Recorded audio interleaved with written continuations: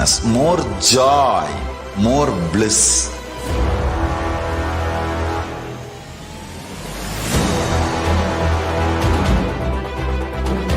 When you visualize Paramashiva with 25 heads, 75 eyes, 50 hands, your consciousness becomes ferocious, and that ability to visualize, you will get involved in everything deeply.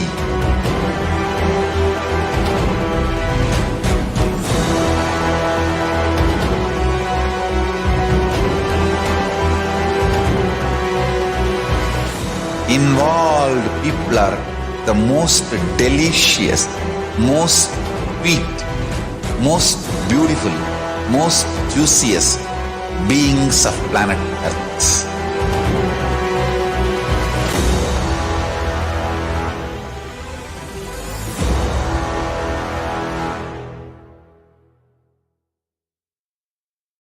Just be alive for next 3 years. Don't die within next 3 years. I guarantee you, I will reach you wherever you are.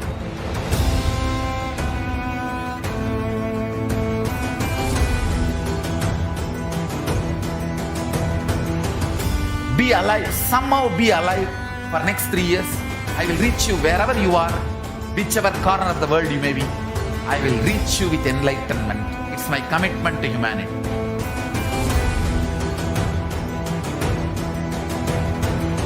I'm going to empower, enlighten each and every one of you with the fuel and energy of the parallel universe.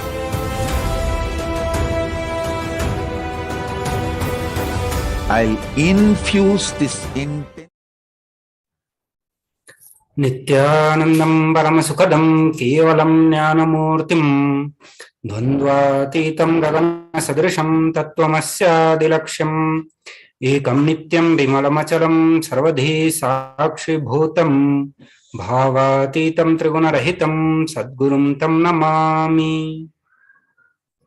Nithyananda everyone, we welcome all of you to introduction of Paramashivoham level 3. So before we enter into the segment, KAILASA National Security Agency would like to have some mandatory security measures. Please be aware of all the security measures. Also, please be aware of all the important cautions. With this, we welcome all the KAILASvasis attending from KAILASA monasteries, gurukuls, temples, ashrams, and centers from around the world. We welcome all the NTV, KAILASA TV, Hinduism Now TV, Facebook, Instagram, Twitter, YouTube viewers, and all those blessed to have Nana Diksha to a video conferencing who are joining for us today's program. We'll start the program with a brief introduction of the Supreme Pontiff of Hinduism. The Supreme Pontiff of Hinduism, Jagat Guru Mahasannidhanam, His Divine Holiness Bhagwan Nithyananda Paramashivam, is the reviver of KAILASA, which is a macrocosmic, ancient, and enlightened Hindu civilizational nation. Supreme Pontiff of Hinduism is the 1008th incarnation of Paramashiva as per Hinduism, recognized by his predecessors who are enlightened masters and adepts. Supreme Pontiff of Hinduism has made the science of power manifestation, yoga, and temple-based university a lifestyle for humanity. So now we look into some of the coronation ceremonies of Supreme Pontiff of Hinduism.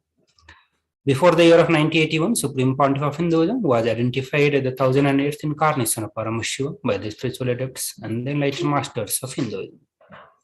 In the year 1981, he was initiated into Balasanyas and Chaturmasya at the age of 3.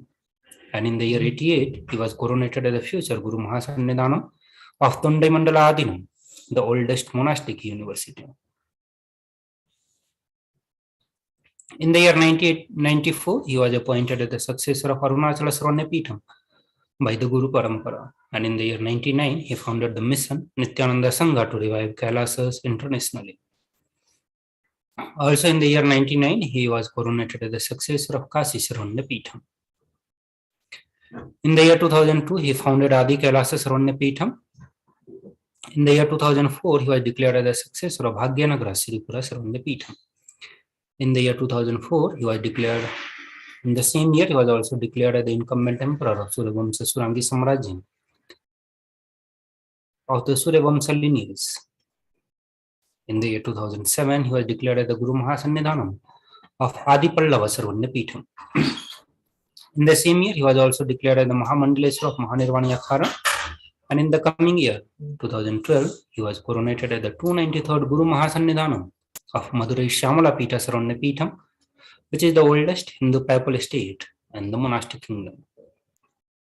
In the year 2013, he was officially coronated as the Mahamandaleswara of Mahanirvani Akhara, which is the apex, most largest and apex monastic order, and at that time Supreme Pontiff of Hinduism, who was the youngest Mahamandaleswara.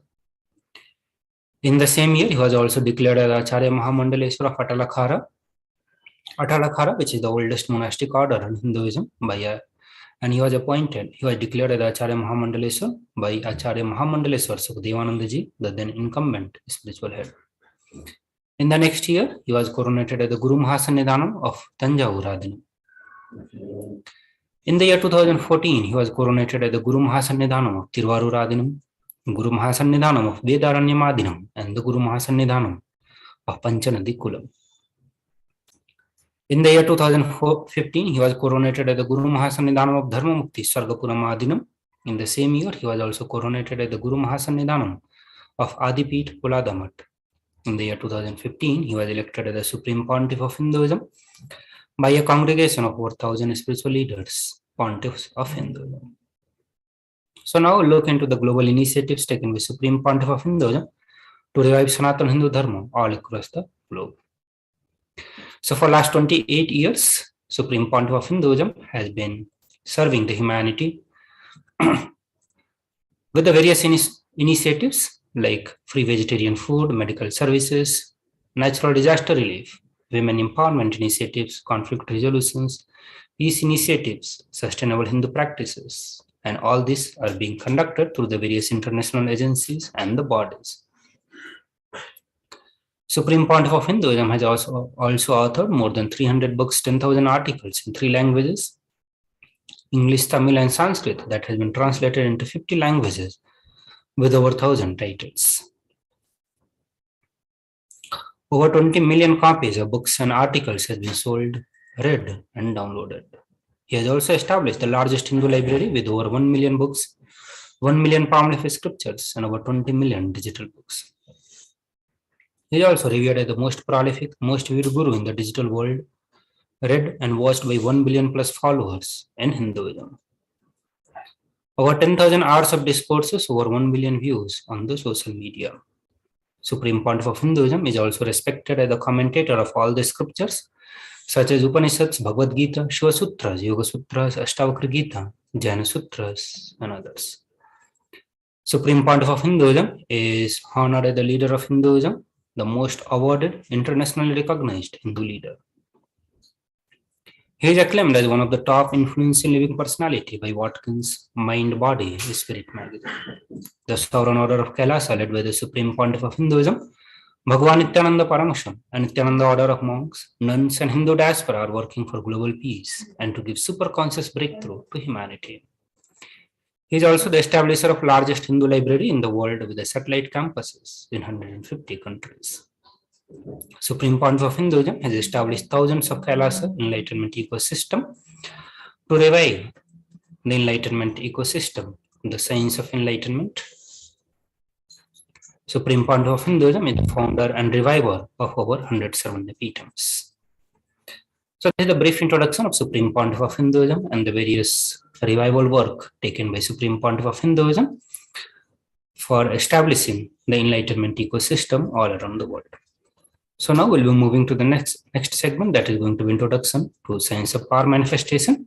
We'll do so after a short break. Please stay tuned.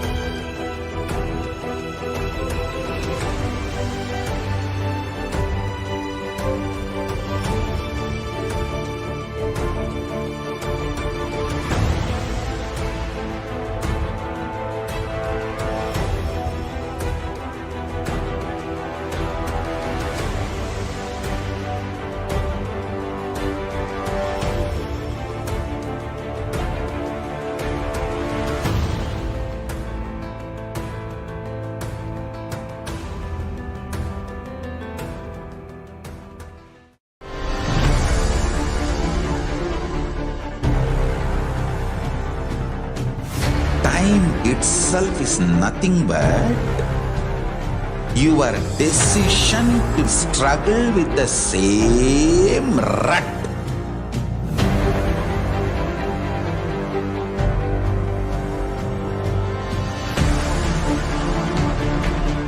Your decision to struggle with the same rut is time, Kala.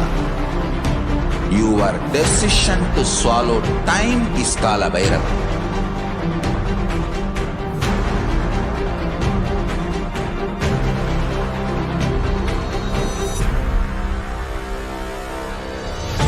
Stand. Be a conscious woman or man. Be conscious being.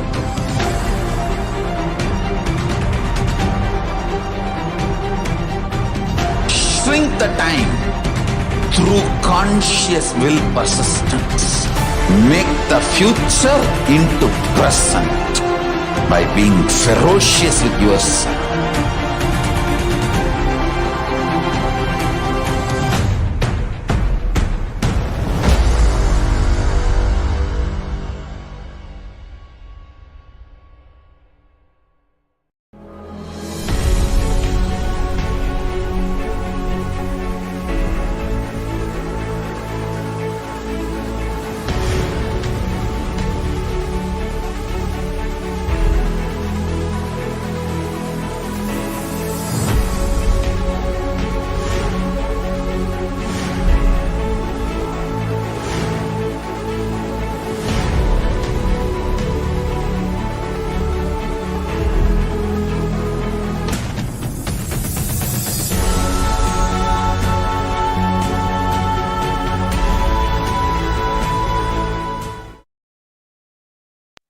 Nithyananda everyone. So now we'll look into the science of manifesting extraordinary powers.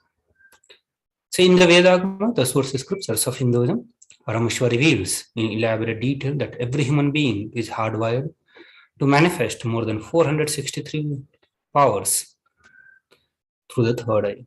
Manifesting powers are described as the system, method, and the science for human beings to explore the various possibilities, powers, and have access to the various states of the consciousness.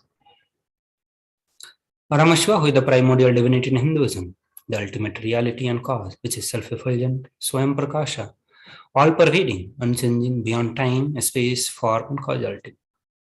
As the fundamental base of Avyakta, the unmanifesting Vyakta, the manifest existence, he performs the Panchakritya, or the 5 cosmic acts of Srishti, Sthiti, Samhara, Tirobhava, and Anugraha.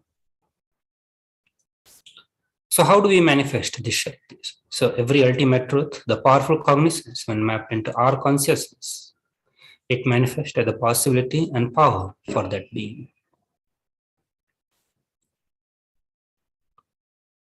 So now we'll look into the power of body scanning. In this power of body scanning, one awakens to the ability to scan the illnesses, disease, medically diagnosed issues, and provide solutions through the awakened third eye.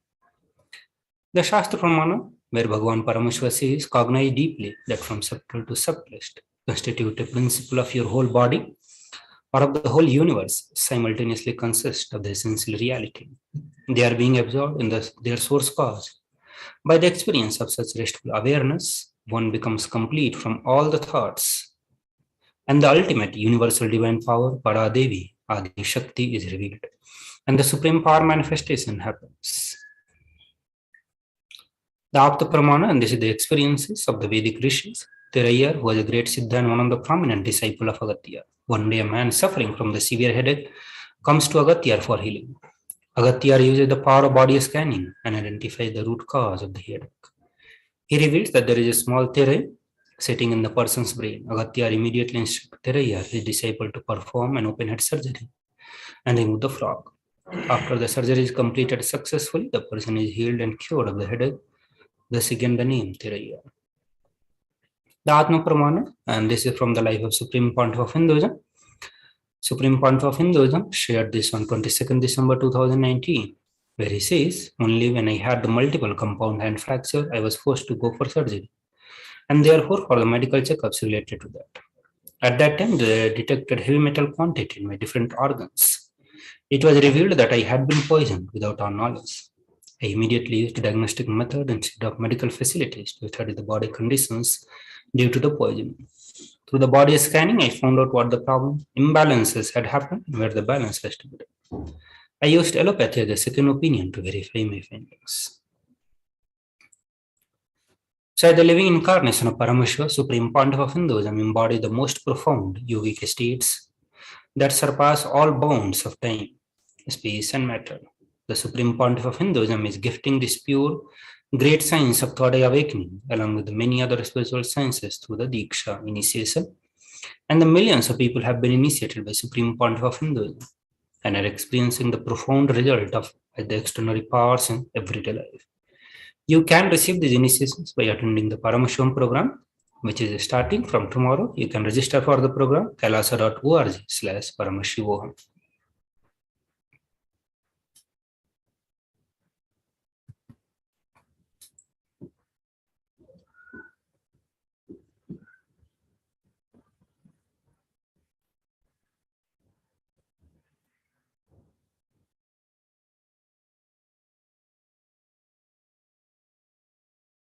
So now we'll be looking into one of the projects started by Supreme Pontiff of Hinduism to bring out 1 crore people out of poverty during this Chaturmasya Vratam.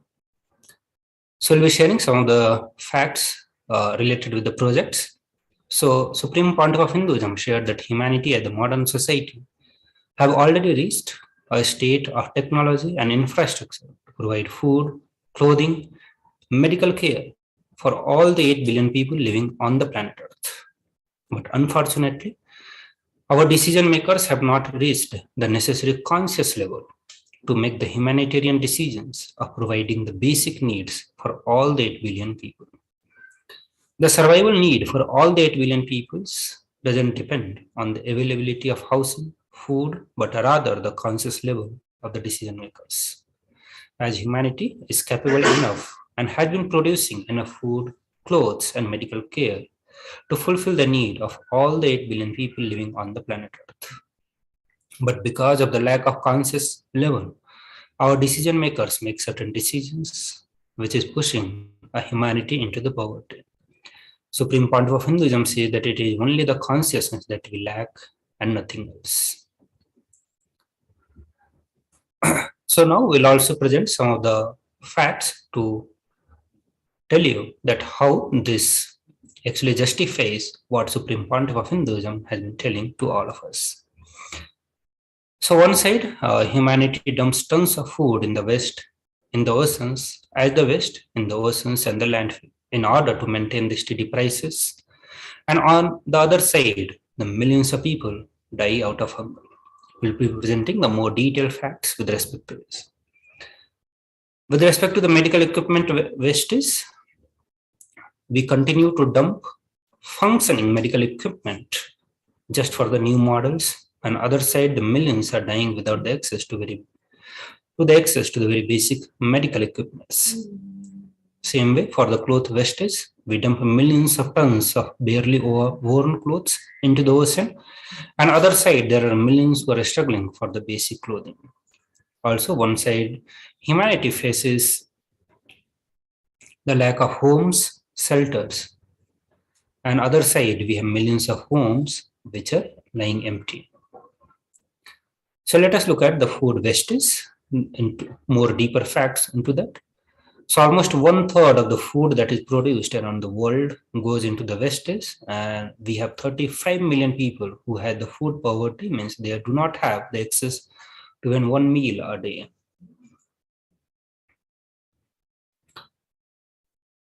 So 1/3 of the food produced in the world for human consumptions every year, approximately 1.3 billion tons, get lost or wasted.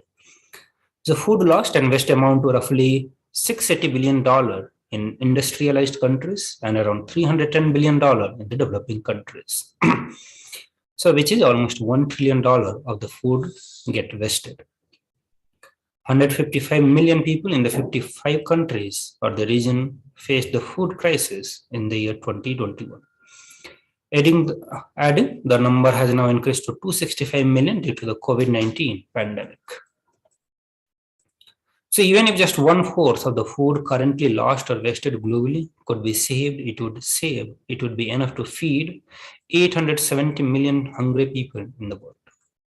35 million people have been dying from the hunger worldwide, and a child dies from the hunger every 10 seconds. Poor diets are also linked to the 20% of all the deaths that happen worldwide. Now let us look at the medical equipment wastage.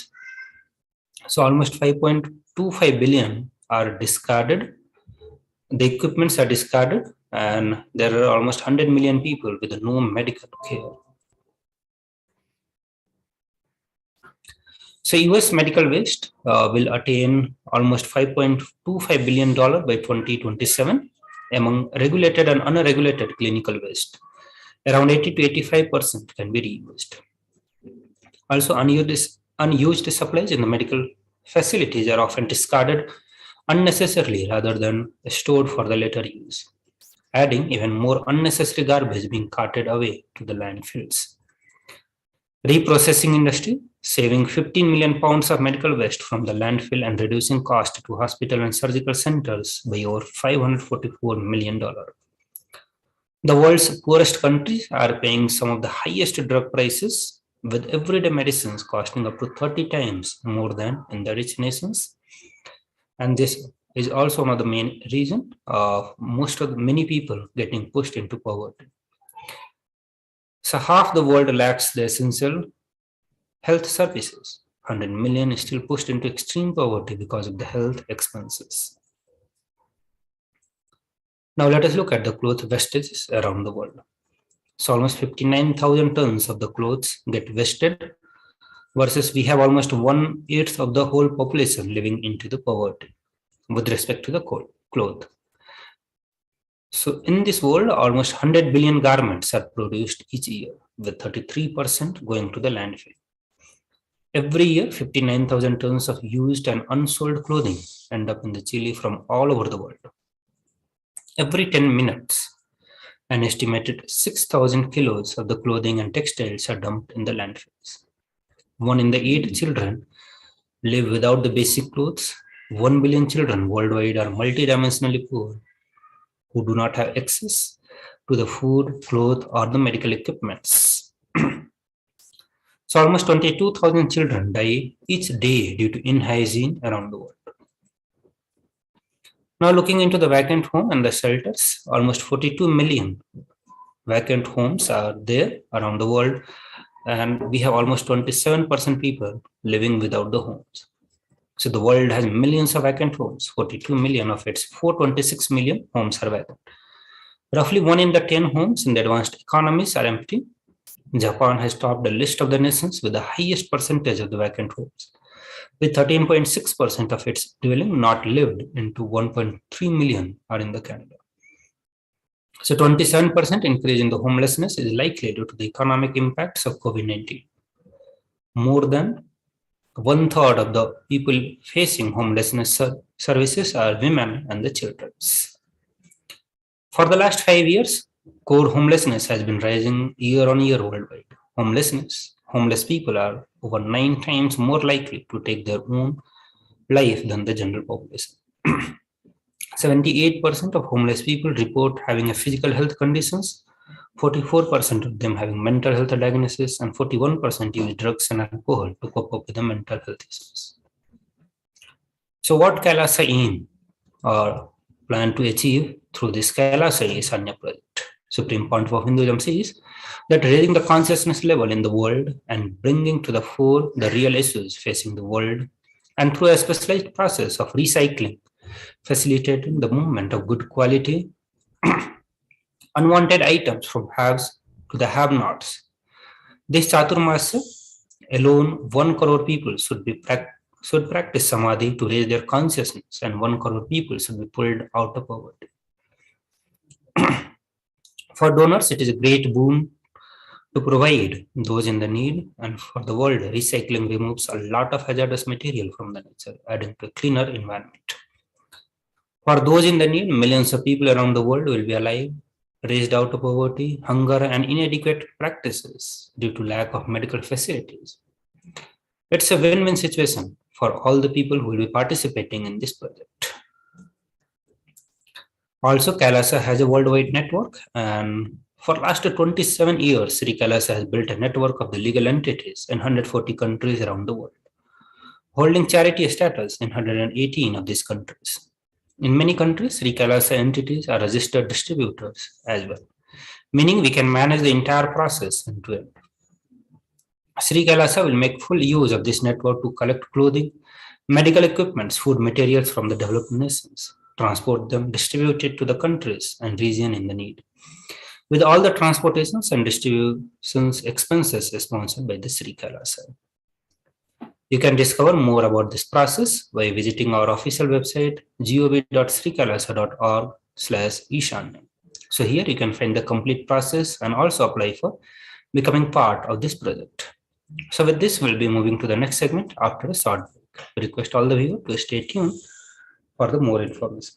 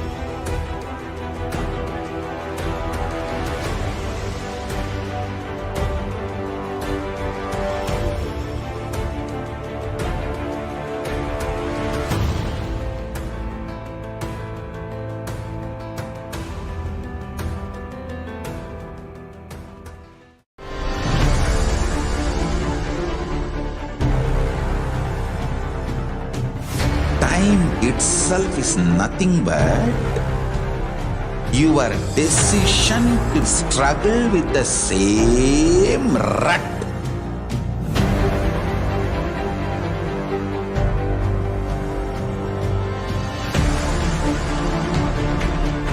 Your decision to struggle with the same rut is time, Kala. Your decision to swallow time is Kala Bhairava.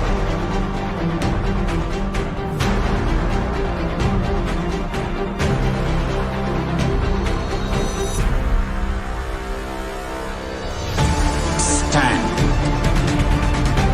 Be a conscious woman or man. Be conscious being.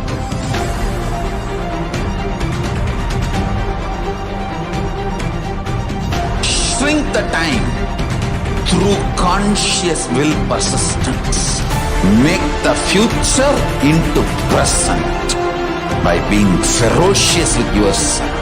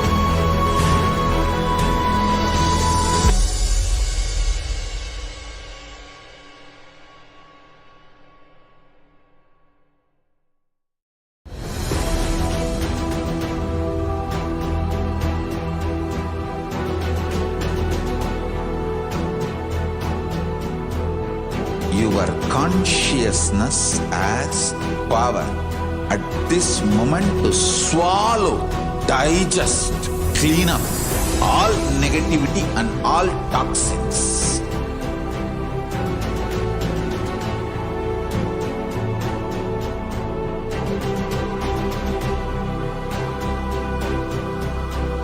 develop a powerful will persist. That's the most important asset for life.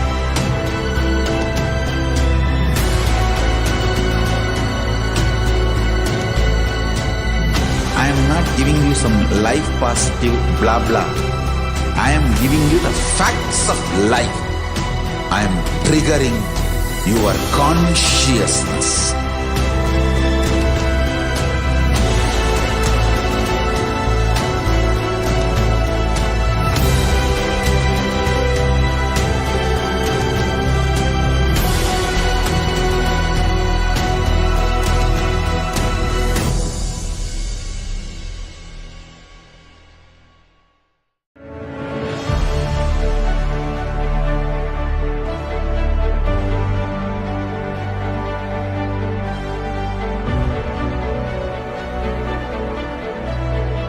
I am your Guru. I will make you enlightened. It's my commitment.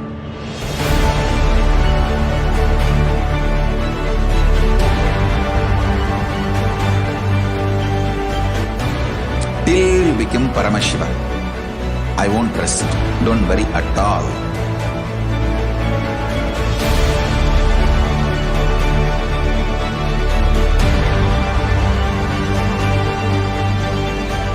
To all my disciples, I give you this as a boon. I'll swallow everything with which you are stuck and liberate you all.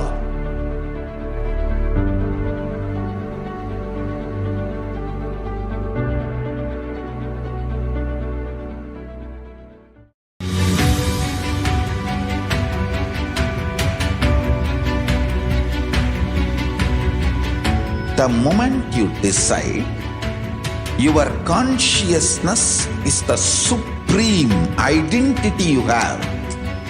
You will not empower your depression, your frustration,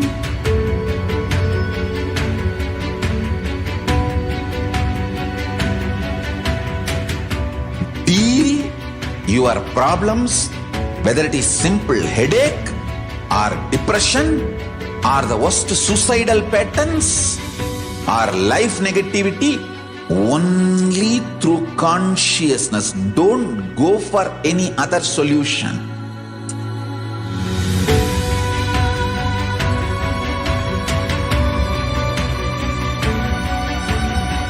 Don't keep stupid, toxic, life negative struggles inside.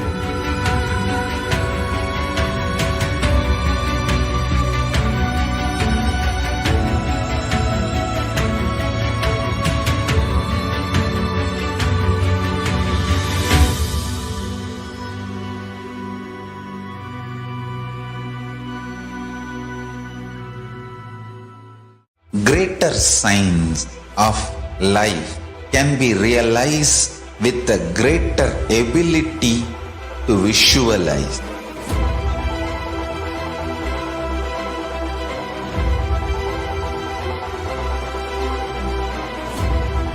Greater science is the equivalent word for Hinduism.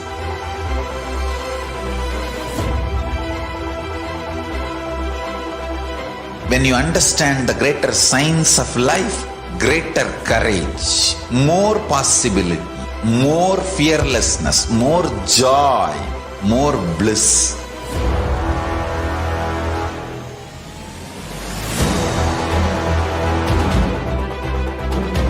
When you visualize Paramashiva with 25 heads, 75 eyes, 50 hands, your consciousness becomes ferocious, and that ability to visualize, you will... Nithyananda everyone. So now we'll look into some of the more details about the world today with the stats of poverty. So around 9.2% of the world, or 689 million people, are living in the extreme poverty, which is they're having an income of less than $1.9 a day. So in this graph, in this diagram, you can see the populations which are living below national poverty line with the density, where the red color representing the highest density of people living under the poverty. So around 430 million people around the world are living in the poverty. Will be living in the extreme poverty by the year 2030, and which is 30 million more than the last year's projection. And this projection, this increase is specifically because of the COVID-19 pandemic. Around 1.3 billion people are living in multidimensional poverty, and out of that, 32% are under the 10-year-old, which makes it 428 million. And also out of this 1.3 billion people, almost 50% are the children, which is 663 million children are living in the multidimensional poverty around the world. Also, COVID-19, which has doubled the poverty rate in many parts of the world. So here through the various stats, you can see the COVID-19, which could push the 500 million people into the poverty. Specifically, the maximum number will be seen in East Asia and the Pacific, then South Asia, Latin America, Caribbean, Middle East, and the North America, with the highest in East Asia and the Pacific region with the 239.8 million people. So almost 42% jump has been seen in the poverty rate in the year 2020, which is higher compared to the 21.6% in the year 2018. As average per capita household expenditure of the extreme poor people have decreased by 45%. So children and youth account for the 2/3 of the world's poor, and the women represents a majority in the most regions. Extreme poverty is increasingly concentrated in the sub-Saharan Africa. About 40% of the region's people live on the less than $1.9 a day. Extreme poverty rates nearly doubled in the Middle East and the North Africa between 2015 and 2018, from 3.8% to 7.2%, mostly because of the crisis in the Syria and the Yemen. So all the countries impacted with the fragility, crisis, and violence are home to about 10% of the world's population. They account for more than 40% of the people living in extreme poverty. By 2030, an estimated 67% of the world's poor will be living in the fragile contexts. About 70% of the people older than the 15 who live in the extreme poverty have no schooling or only some basic educations. So almost 1.3 billion people in the 107 developing countries, which account for 22% of the world's population, live in multidimensional poverty. About 84.3% of multidimensionally poor live in the sub-Saharan Africa and the South Asia. 644 million children are experiencing multidimensional poverty.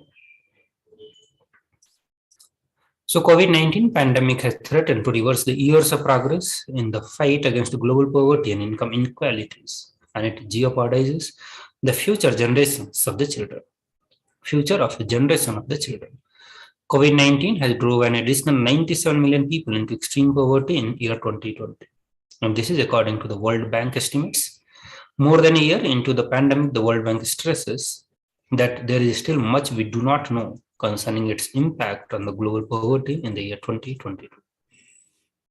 The impact of COVID-19, rising global inequality, and soaring food prices are said to send more than 250 million people into poverty this year, according to a charity group, Oxfam International. The combined hit may result in a total of 860 million people living below the $1.9 a day line by the end of 2022, or 263 million more than projections before the pandemic. That's equivalent to the entire population of the UK, France, Germany, and Spain combined. The monthly child poverty rate increased from 12.1% in December 2021 to 17% in the January 2022. This is the highest rate seen since the end of 2020. The 4.9 percentage point increase in poverty represents 3.7 million more children into the poverty. So working poverty affects as many as 169 million youths in the world. The number increased from 286 million if the near poor are included. So about 152 million young workers live in the households that are below the poverty line, and they comprise 24% of all working people. Globally, large number of young people are out of school and engaged in the child labor. About 1/10 of the total child population, that is 168 million children, aged 5 to 17 years, have been involved in the child labor. Specifically in the developing countries, an estimated two-thirds of the youths are not fulfilling their economic potential. So poverty is widely believed to cause violence, and the relationship between the two can be understood by the cycle of violence. Almost all the 39 countries that have suffered civil wars since the year of 2000 have also had one in the previous 3 decades. People in these countries are also more than twice as likely to be malnourished, 3 times as likely to miss schools, and twice as likely to die in the infancy. The United Nations reports that the countries that suffer large-scale violence lose almost 1% in poverty reduction every year. So it is often claimed that the crime rate among the poor is rising, but the concern is that poverty really the mother of all the crime.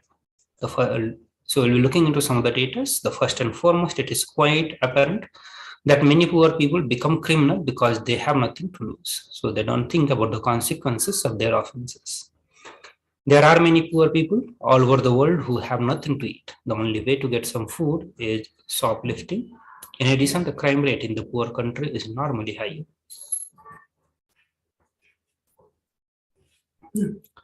So now we'll be presenting the poverty solutions that is given by Supreme Pontiff of Hinduism.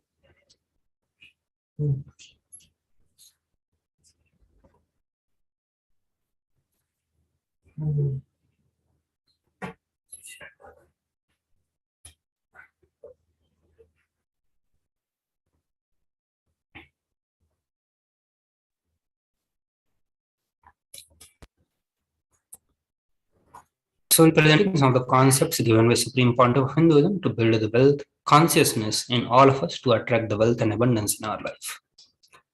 Supreme Pontiff of Hinduism shares that the life can be equated to 2 things. 1, our ability to achieve what we want in the inner world or the outer world. Or the second, just getting stuck in the both the world. These are the only 2 equations. So either we are achieving success in the outer world or inner world, or we are just stuck. All of us want wealth, but we do not increase the life in us to the level we want to manifest wealth. As wealth is equated to the life energy that we express in our life. It is a straight equation because as of now, a normal man has the wealth as the first priority in the life. And if we do not have enough wealth, Supreme Pontiff of Hinduism says, do not blame anybody. It's we who are not expressing the life in us. Life energy is not happening in us. Creating wealth is the intrinsic part of our life. Bhagavan Sri Krishna says in the Bhagavad Gita that Gahanu Karmano Gati, the universe by its very nature works, and works. See, if we have at least the goal of creating wealth, we will be creative, our energy will be channeled properly. The first priority in the life should be for the moksha, that is enlightenment. But till that happens, the second priority can be creating wealth in our life. Creating wealth makes us non-violent because our whole energy becomes creative. It brings tremendous interest in the life and makes us non-violent. So what is the wealth? Supreme Pontiff of Hinduism shares that wealth is not just an object or the thing to be achieved. Wealth is the very extension of us. Anything that adds to us is the wealth. The quality of health that we enjoy, the state of our relationships, the fulfillment that we experience in life, our career, our mental state, our sense of inner fulfillment. All these are the measures of the success with which we have created wealth in our life. Wealth is not just the money or the currency. Money is one wealth, currency is the one wealth. The assets that we have is one wealth, being active, alive is the one wealth. All these 4 put together is the wealth. It's money, currency, assets, and being active. Also, Supreme Pontiff of Hinduism shares that the wealth is neither bad nor good. It is just a utility value. So how do we build the wealth consciousness in us to attract the wealth effortlessly? Wealth consciousness means making a clear decision to break out of all the myths and the mental patterns that impoverize us and draw us again and again into the poverty cycle. So building wealth consciousness is only going to be building or just our decision to breaking all the myths, all the mental patterns that we carry around the world, which is the source cause for all of us to have the purpose in our life. So let us understand more into the mental patterns and the myths that we carry about the world. Supreme point of Hinduism says that we do not manifest our desire, we manifest what we believe, what we perceive or cognize at the reality, as the reality. So it's the cognition that matters, not the desire. So let us look into the belief and the desire, what we want to have and actually what we cognize or deeply believe about the wealth. So with an example here, Supreme Pontiff of Hinduism shares that many of us see that I really desire wealth, but deep down we believe that wealthy people are arrogant people, bad people. So how does this create a gap? So when we believe that people are arrogant, bad, they do many wrong things, they exploit others. If we carry this kind of belief, will not be working completely to manifest wealth in our life, will not be expressing energy to generate wealth in our life. So our desire to manifest wealth and our cognitions will create a huge gap in manifesting this reality.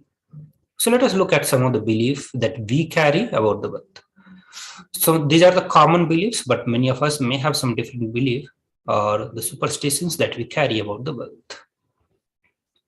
So one of the common belief that we carry that wealthy people are arrogant, they are bad people, and because of that, we carry a deep resistance towards the wealth, which does not lead us to accumulate wealth, or even if we accumulate, we go on carrying a deep guilt of having wealth. Here, Supreme Pontiff of Hinduism shares the truth that the arrogance do not come by the wealth. Arrogant people will be arrogant whether they have wealth or not. What does the arrogance means? It means that behaving as if we are more important than or no more than the other people. But we wrongly associate wealth to arrogance, create a pattern and start hating wealth as well, the same way we hate arrogance. The another common belief that poverty is good, and deep inside us, we label poverty as a good quality. We feel reverence and respect for the poverty. And if we have the deep respect and reverence for the poverty, we will not be able to generate wealth in our life. The another common belief that we have handling wealth is more a responsibility. We may feel uncomfortable that whatever I want, I will not get it. Maybe we come to this conclusion by looking at some wealthy people who did not have enough time for themselves. So anything that we cognize, we create a certain energy field about our cognition. We attract situations, people, everything around us to make that cognition into a reality. All we need is the will persistence to break our mental pattern. Will persistence is our decision that we are not going to give up our intention till it is manifested. So we may be desiring to have wealth, but we may not be believing, perceiving, and cognizing it as our possibility. The first and the foremost important step that we need to do is creating an energy field of attracting wealth. The first step would be cleaning up incompletions and pattern we carry about the wealth and creating a right space, a powerful magnetic energy center in us. To attract the wealth, situations, and people that support us to create wealth like magnetic energy center for manifesting wealth the way we want.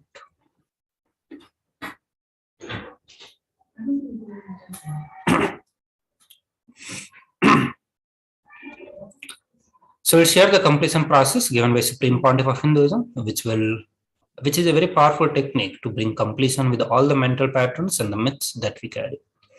Supreme Pontiff of Hinduism says that dig out all the incompletions about the money, keep writing whatever comes to your mind. The moment you remember money, does it bring tremendous pain, suffering, impossibility? What all the emotions or energy that it invokes in you? The moment you think of money or energy, what comes in your mind? Pen it down. So much goes inside about the money or incompletions with the money.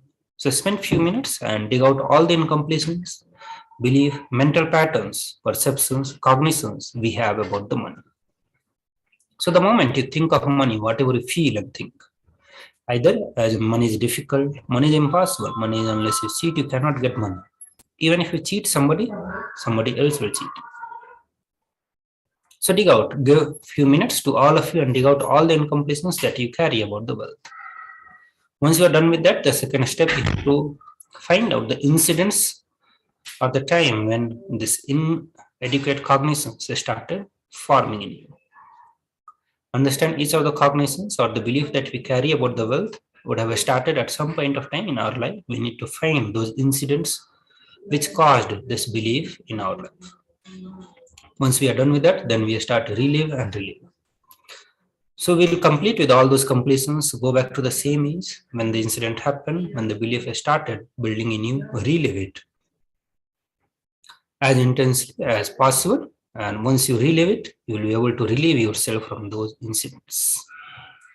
In the second step, you are going to be consciously deciding what you want to manifest in the next 3 months in the wealth dimension. And you write clearly what is your intention, what is it that you want to manifest in the next 3 months in the field of wealth. So whatever you think as wealth, you may think more than money, currency, a person has a wealth for your life, or situations as the wealth for your life. Or for some people, being active, people feel even extraordinary powers as their wealth. So whatever you consider as a wealth, you want to manifest or attract in the next 3 months, pen it down, write it clearly. So this is the process for all of us to get out of the wealth, to manifest the wealth consciousness in our life. Also, you can manifest the various powerful cognitions and receive the various initiations from the Supreme Point of Hinduism, from the Paramashivoham Level 3 program, which is starting tomorrow, August 15. And this program, you are going to have an immersive experience, and it will teach you the science of manifesting the ultimate consciousness, the Paramashivoham in you.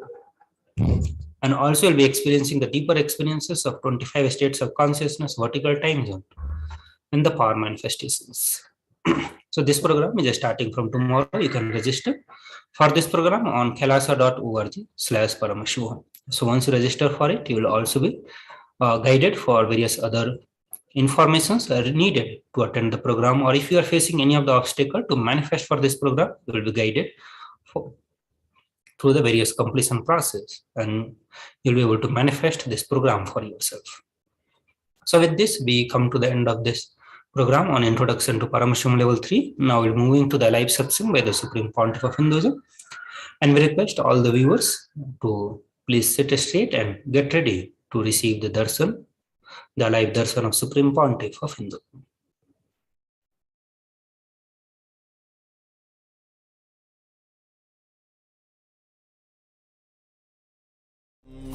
Nithyananda Paramashivoham.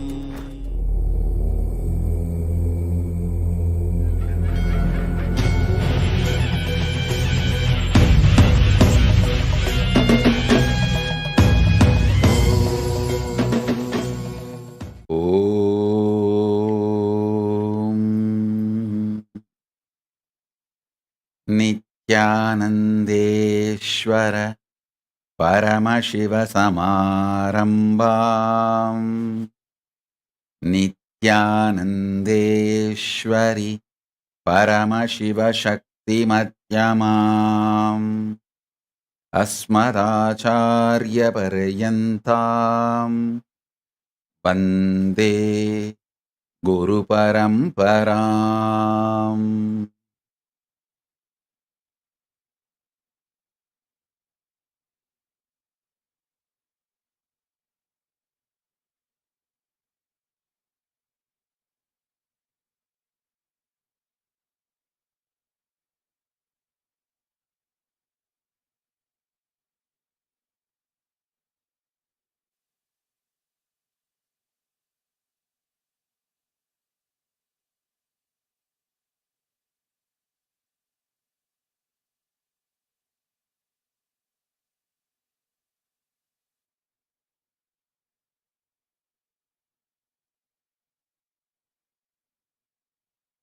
I welcome you all with my love and respects and blessing.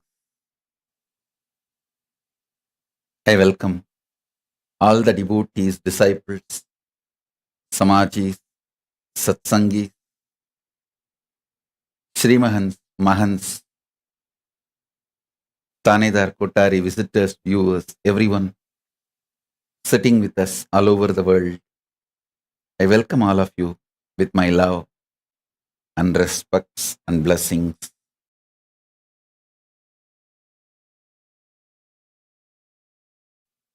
Paramashiva's message directly from KAILASA. Reason out, season out, hang out, chill out with the highest truth of Paramashivatva. I'll repeat. Reason out, season out, hang out, chill out with highest truths of Paramashivatva. Understand?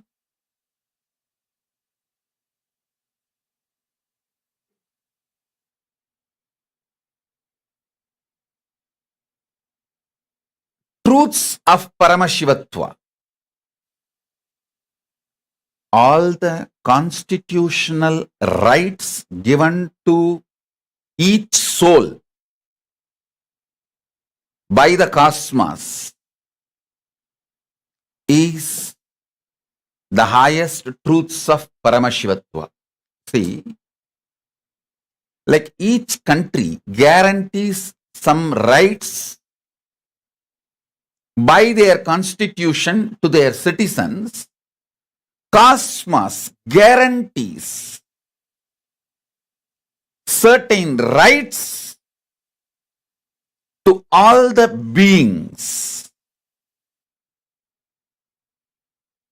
especially to human beings.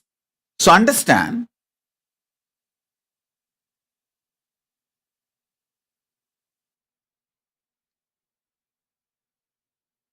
the first right, I call it as the first amendment.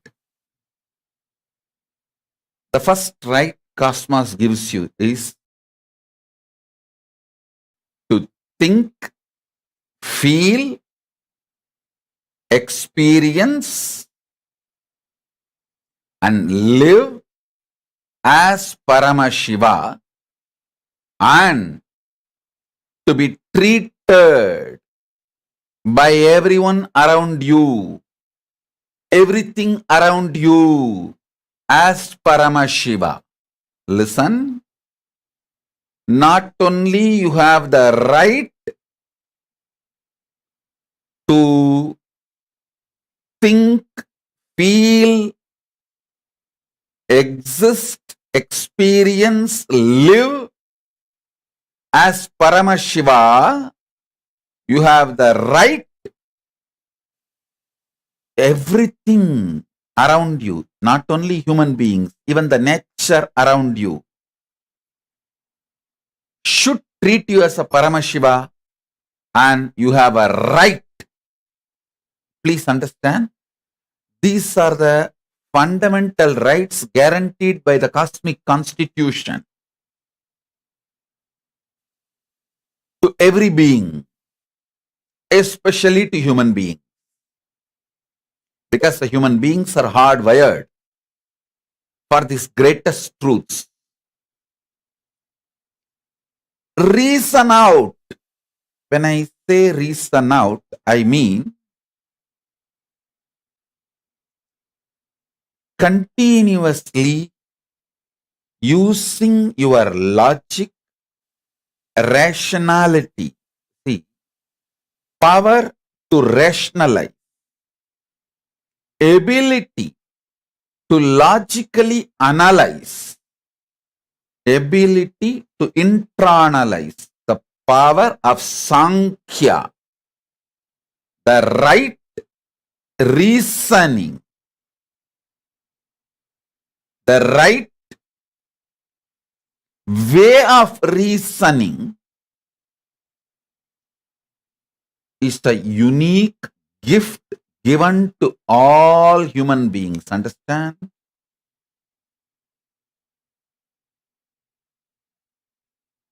just like two hands, two eyes, two ears. Paramashiva has given us a unique power called ability to rationalize, ability to logically come to a conclusion. And please understand, your ability to rationalize and ability to come to a logical conclusion is no way related to your so-called degrees, universities, education. No.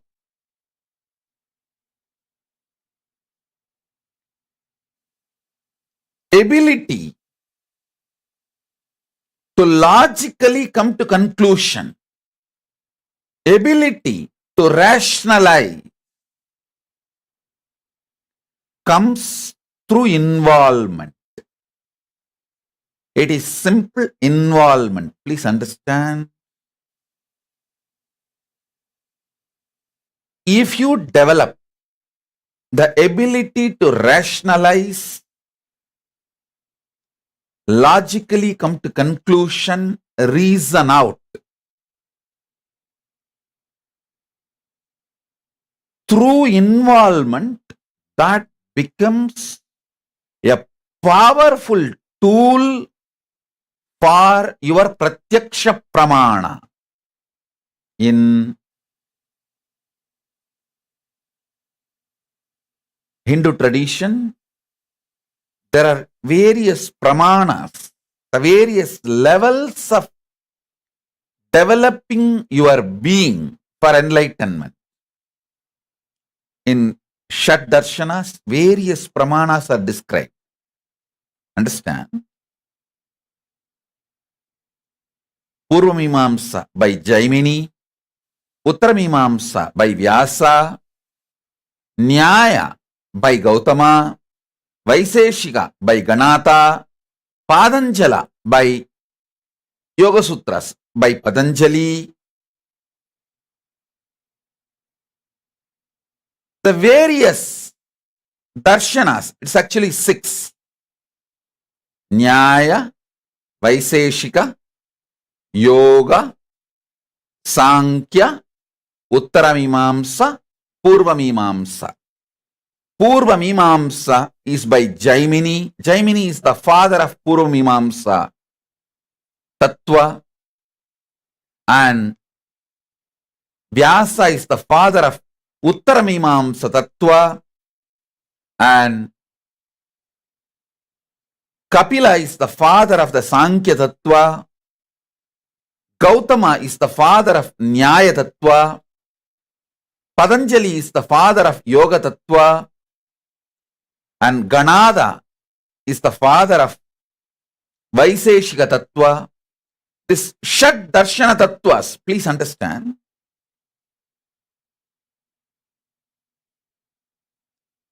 Each of these darshans, each of these darshanas is centered on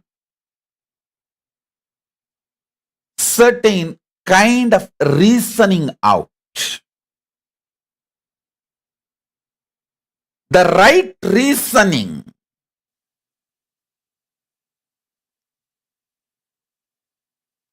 the Sat Darshanas and the Tattva, the thought current, the methodology of reasoning out described in the Sat Darshanas. I was explaining about it.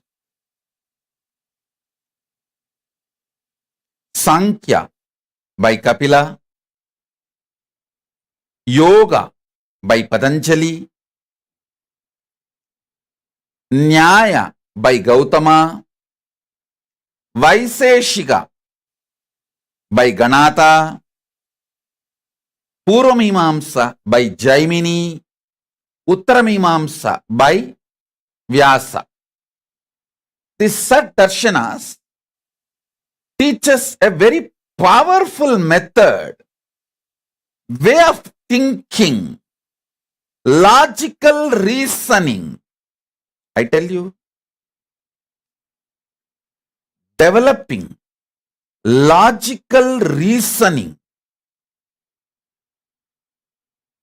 is very good to keep your life excited. I tell you, if you use your reasoning ability, your reasoning ability as a corrupt, bad, cheap negotiation strategy with life and others, you will constantly feel suffocated, deprived, cheated. Listen, if you use your ability to reason out, your ability to logically come to a conclusion with tremendous violence, anger, just to fight with others, cheap, corrupt strategy to negotiate with life and others, you will feel suffocated, deprived, cheated, frustrated forever. Listen. Ability to reason out is the instrument, tool. In Sanskrit, we use the word antakarana. Buddhi is gifted to you by Paramashiva. First, develop that reasoning ability and reason out the great truth. You are Paramashiva. Listen. If you reason out you are Paramashiva, it's a conscious process.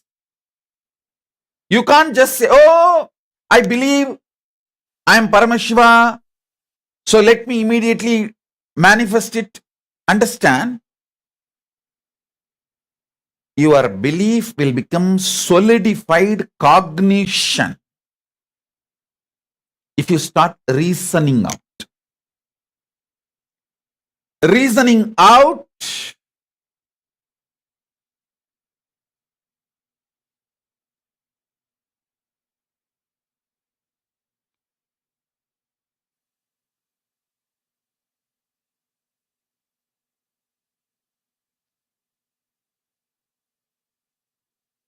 with a fair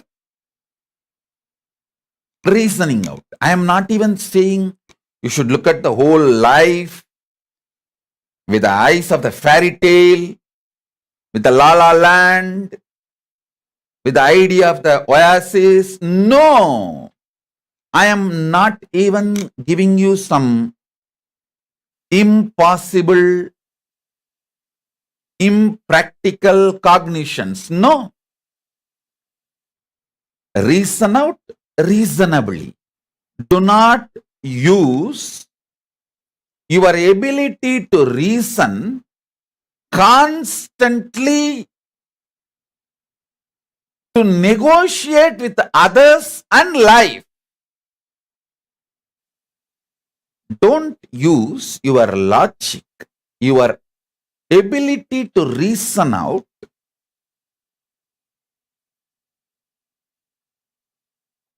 in a cheap,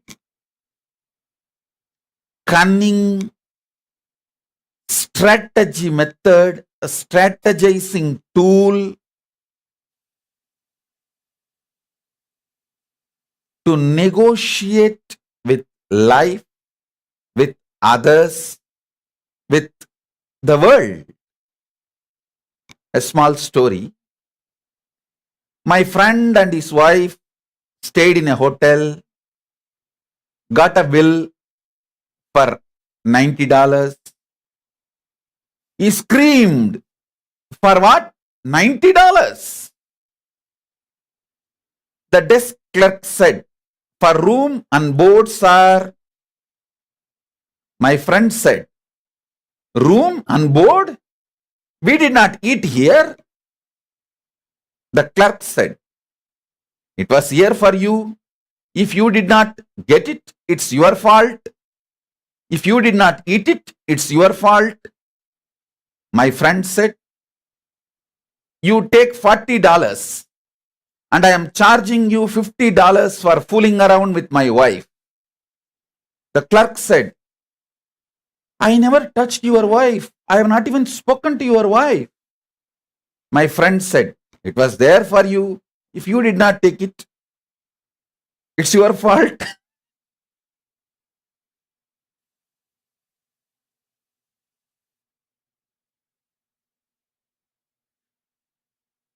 Understand? Do not use your ability to reason out as a cheap strategy for negotiation or a tool to negotiate in a cheap way. Please listen.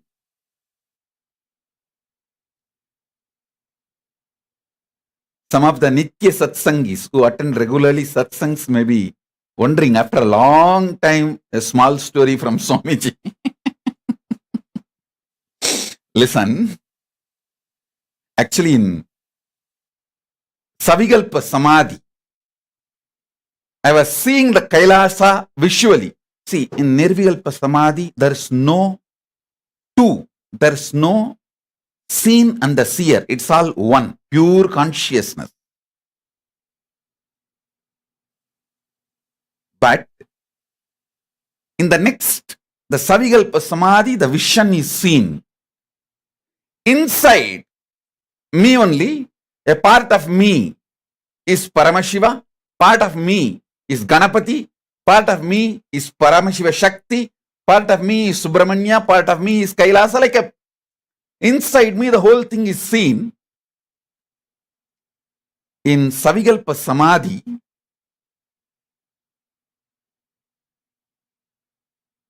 I was seeing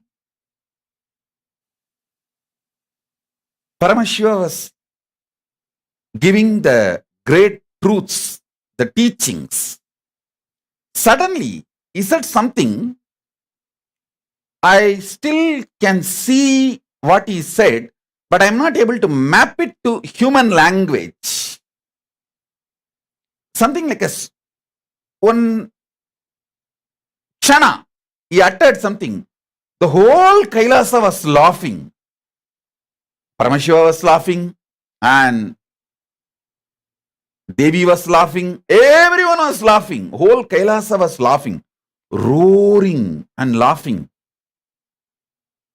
And I saw, this is the way exactly my laughing temple used to be.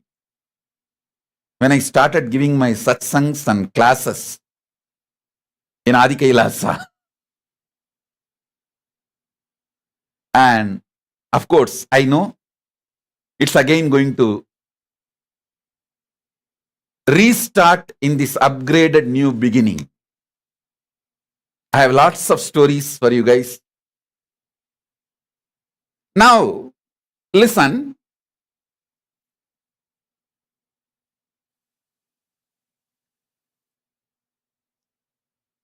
If you see, you can see very clearly how your ability to reason out is being used by you violently. How you add so much violence to it.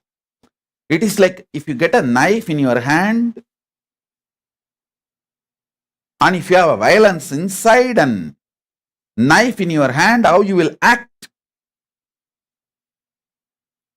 Same way you can see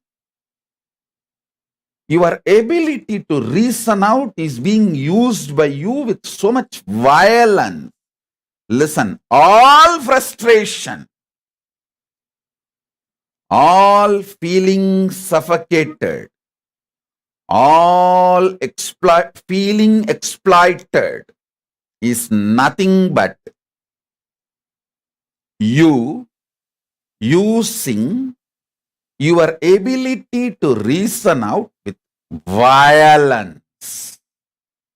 That is why I insist not having violence inside you. If you have violence inside you and expect others to suffer, you are a fool. You drink poison and expect your enemy to die. No, it is not going to happen. I tell you, bring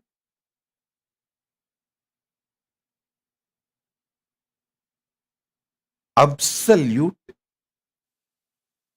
peace. You cannot immediately bring love, compassion, all that. First, you can only bring peace inside you. Bring peace, shanti.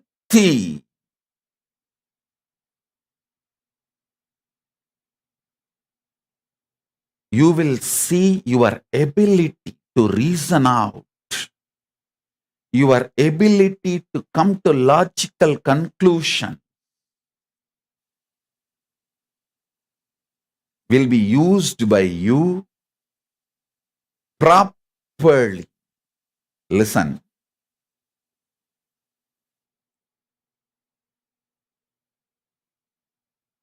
Knife in the hands of a compassionate doctor can save a person. The same knife in the hands of a violent fellow can kill others, can even kill himself when he is too frustrated by killing too many people. Finally, he kills himself.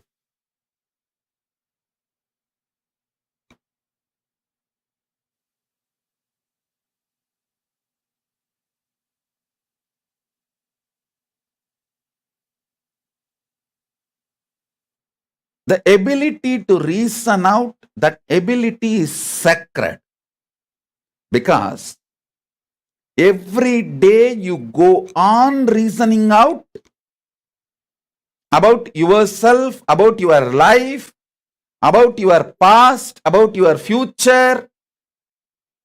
You are constantly in the process of reasoning out.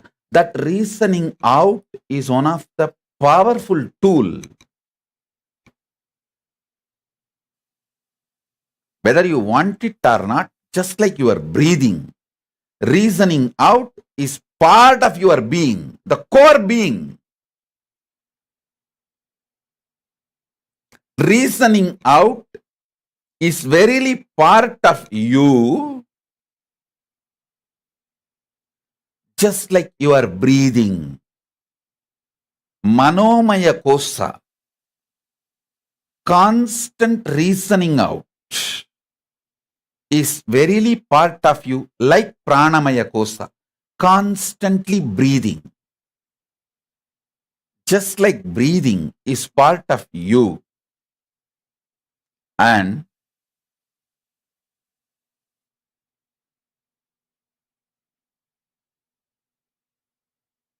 reasoning out, logically coming to conclusions, is verily part of you.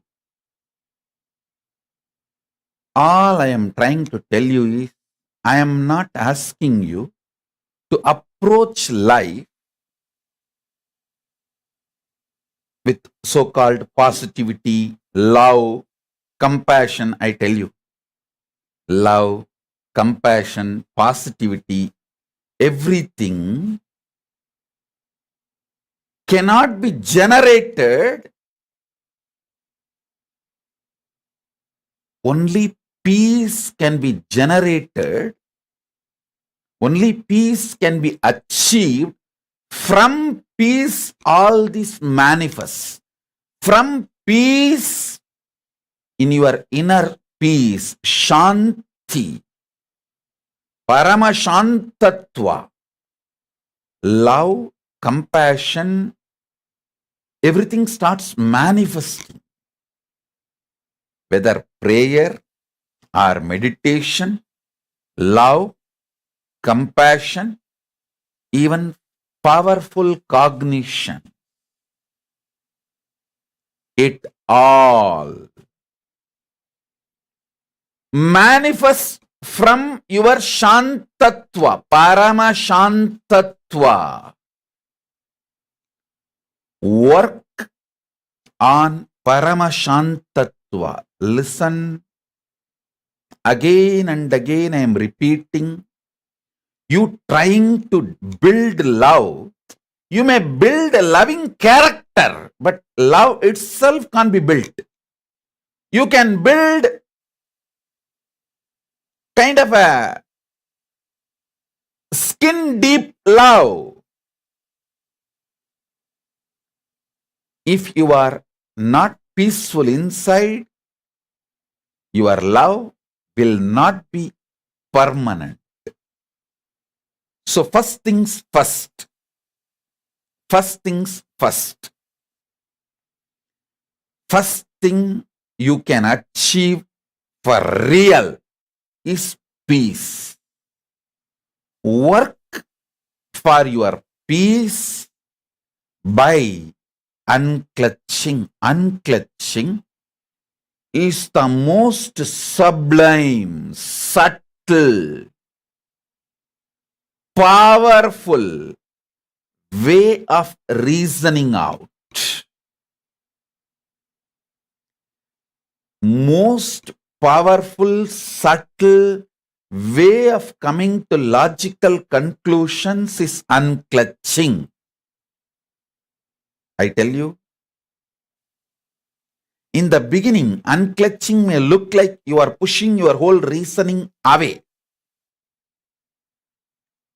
But when you start tasting the unclutching, you will understand unclutching gives you the most powerful reasonable reasoning. Listen, in unclutching, the steam of violence inside you is released. Tremendous peace is brought inside you. The Paramashantatva, peace. In that peace only you will see your logical ability to come to conclusion, your ability to come to logical conclusions, your power to reason out is separate from you, and you can handle that process reasonably, logically, be logically logical, reasonably reasoning it out. Reason out reasonably. Be logically logical. Unfortunately, you are always trying to use your ability to reason out, to your ability to logically come to conclusion, to negotiate with the life, to bargain with the life. You think only by hard negotiation you will get best out of life, and you suffocate others and you, and literally destroy the life. I tell you, life happens to you by the depth of the peace inside you, and from the peace, the love which grows. From that peace, meditation which grows. From that peace, consciousness which grows. From that peace, compassion which grows. From that peace, the bliss which grows. That is the productivity of your life. Continuously reason out how you are the ultimate Paramashiva and how you strangle yourself with your ability to reason out, with your ability to come to logical conclusions. See, your ability to come to a logical conclusion, if you start using it violently towards others, you will start using the same thing violently towards you. And you will be constantly unhappy with yourself and unhappy with others. Frustrated with yourself and frustrated with others. It is too simple. Just remember the story I told just now.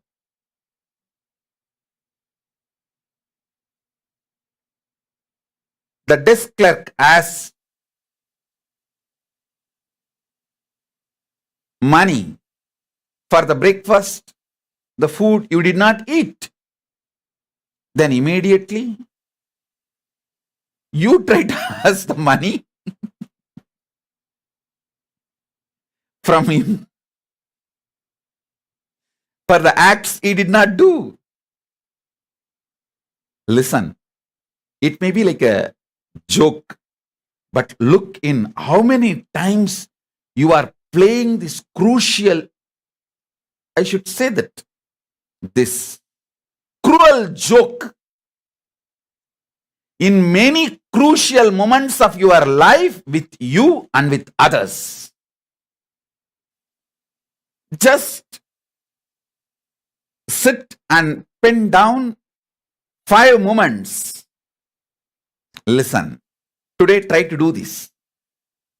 Just 5 moments when you played this cruel joke during the crucial moments of your life with yourself and with others.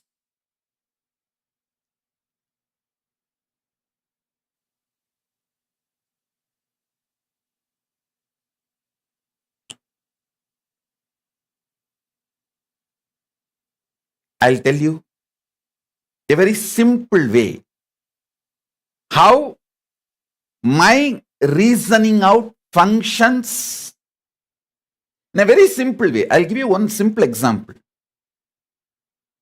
When I am unclutched and sitting in samadhi, sometimes with the eyes open, my disciples come and present various situations and issues where I need to make decisions. During very critical moments, crucial moments, or emergency situations, they ask me, Swamiji, don't you ever feel insecure about the future and how things are going to happen, how things are going to be? Don't you feel insecure ever? I tell you, listen carefully. I am giving you exactly as I reason out. The very way I reason out, I am presenting it to you. Listen carefully. See, in cinema, there are various ways of storytelling, like starting with a simple introduction, then slowly taking it to the intense part of the story, then finally climax. Or first opening the climax, then explaining the climax through flashback, justifying the climax through flashback. So all of you understand how I look at my life, If you write my life, the first line, first statement is born in Arunachala, Tiruvannamalai. Hey, climax is over. That line is the climax. Over. Now I have to win. My life has to be victorious. Nothing else can happen. Nothing else can be done. Everything else happening after that first line is flashback justifying it. It is like you pick up a thriller novel, you finish reading the climax, the last 2 pages. Then read the novel from the first page. You know what is the climax and you will not have insecurity, fear. Because whether when you read the thriller novel or a movie, when you watch a movie, you travel with hero. You identify yourself with the hero and you travel with hero. The insecurity hero goes through, you also go through. But if you know the climax, if you know the end of the thriller movie or a thriller novel, if you know the climax, you will not have the insecurity. You will just go through the movie and enjoy frame by frame the work involved in that movie. You will enjoy that. So be very clear. The first line of my biography, born in Arunachala, Tiruvannamalai, over, climax is done. After that, everything is told, everything done, everything shown, everything is just a flashback.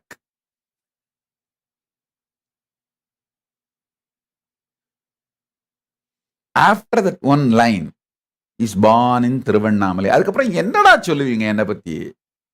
என்ன சொன்னாலும் அது flashback தான்டா.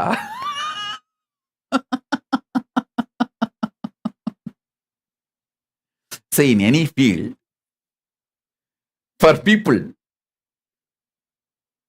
to measure them, for example, if a politician, political leader, how you will measure him? How many times he was prime minister or chief minister or a president? He was in power. And what is his vote bank? Same way, in cine field celebrity, you will measure based on how many movies he acted, how many super hits, blockbuster super hits he gave, how many national awards, international awards he got. That's why you will measure them. In spiritual field, to gauge somebody, to measure somebody, the fundamental requirements are powerful Guru Parampara. Guru Parampara, unbroken lineage of enlightened beings. First. Second, a powerful spiritual ecosystem which groomed him. Third, when he manifested all the great truths given to him by Guru Parampara and the ecosystem as his own experience. Fourth, how he manifests the multi-dimensions and powers of that enlightenment. All these four, peak of all these four which I uttered now, powerful enlightened master's lineage, powerful ecosystem, ability to make the person manifest the enlightenment as his own experience, and ability to make that person manifest multi-dimensions of enlightenment. In all four, Arunachala is the peak and highest possible available brand. So when you say the first word, Tiruvannamalai Pirandar, born in Arunachala, Tiruvannamalai, over. Climax is done. Climax is over. Now it is no more a thriller movie or thriller novel. Now it is all flashback justifying the climax. Flashback justifying the climax. So I know for sure I have to win. I know for sure I will be successful. I know for sure I have to do the work Paramashiva gave me. Understand.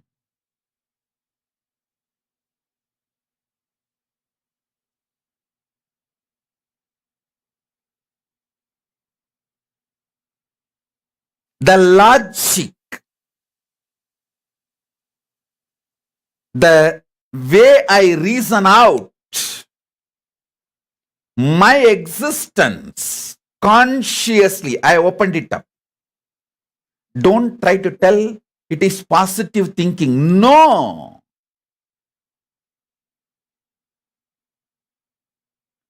I just know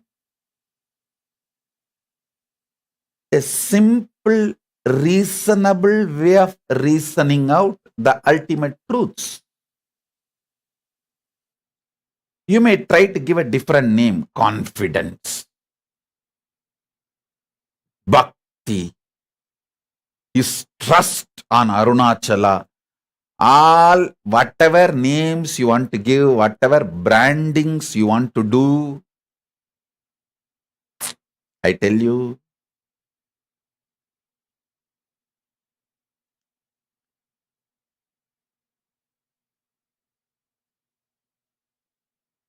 even if you reasonably reason out, stop hurting yourself with the self-doubt, self-denial, self-hatred. If you use your reasoning with a self-doubt, hurt yourself constantly, then self-doubt will become self-denial. And the self-denial will naturally lead to self-hatred. Self-doubt will lead to self-hatred and self-denial both simultaneously. So understand,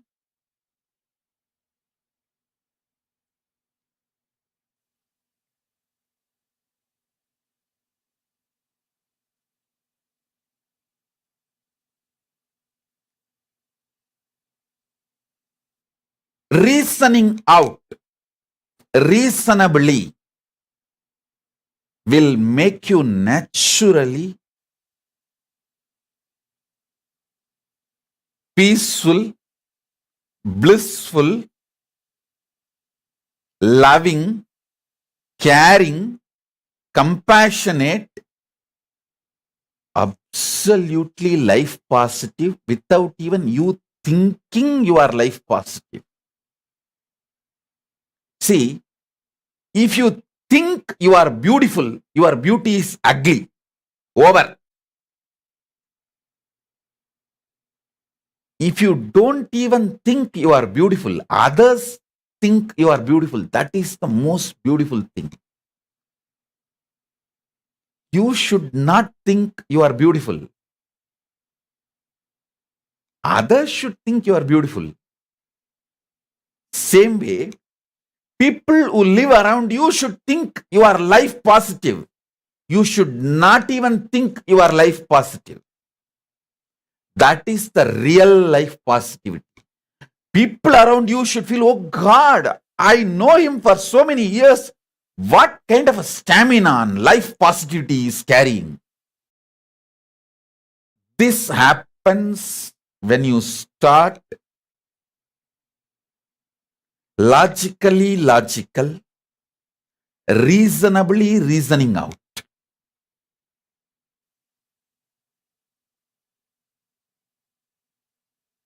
Listen, we all know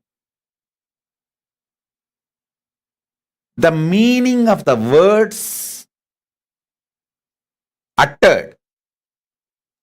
But when we pick up fight, how we twist, listen carefully. This is for all the Kailasavasis and everyone. Just sit with yourself and see how you twist the words during the interaction with the life.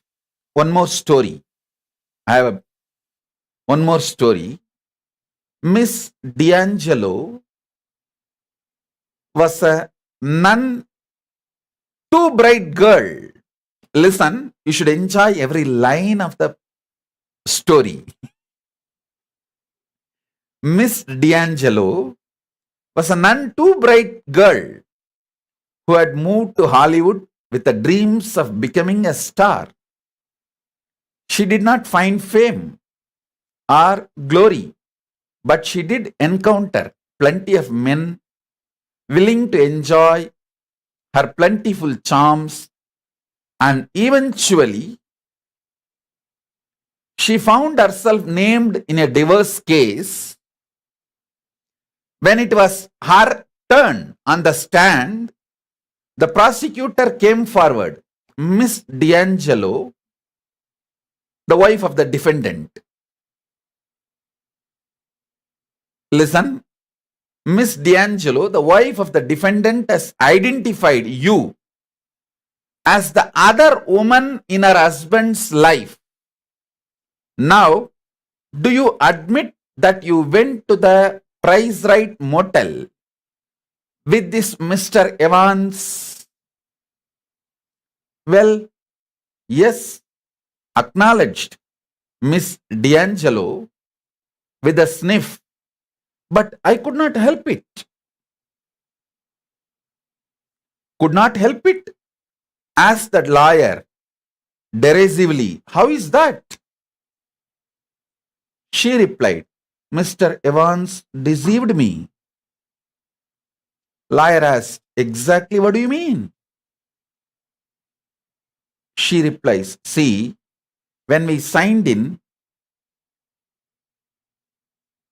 he told the motel clerk, I was his wife. Listen, you all know how the words are used and what they mean in every situation. D'Angelo knows. When Mr. Evans tells the motel clerk, she was his wife, what he means and what is the meaning. Can that word stand in the court of law as the wife? No.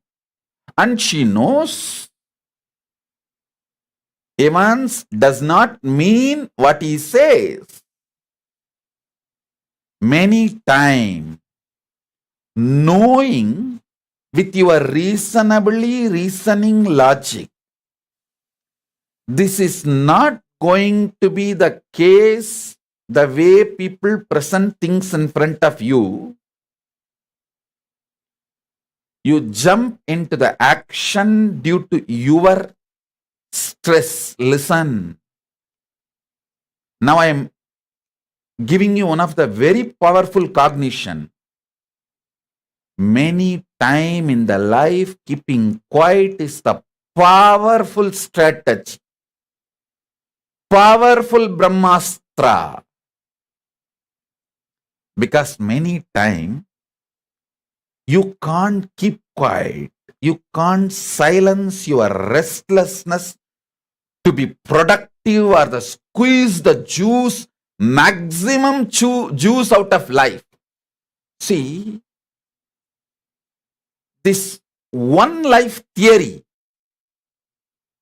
makes man mad.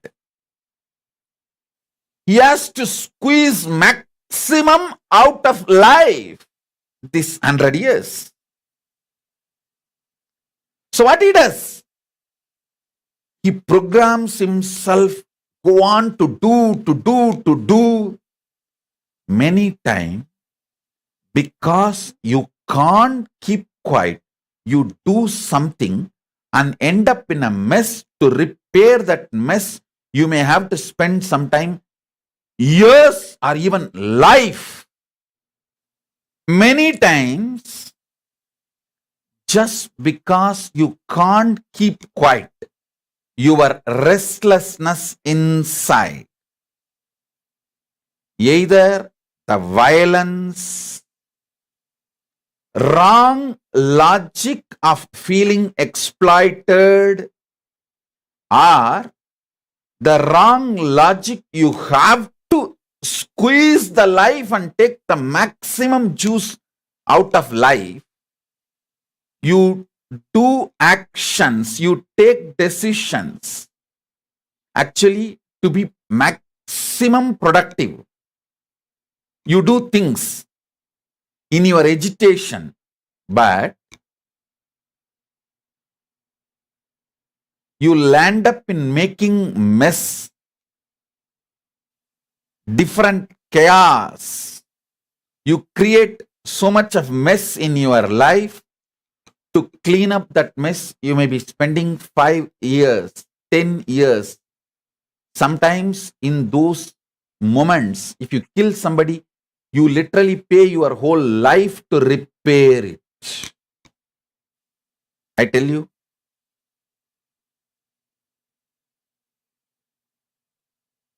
I can give you one assurance. If you learn to keep quiet when you need to keep quiet, see, in some of the business deals, some home or a mall,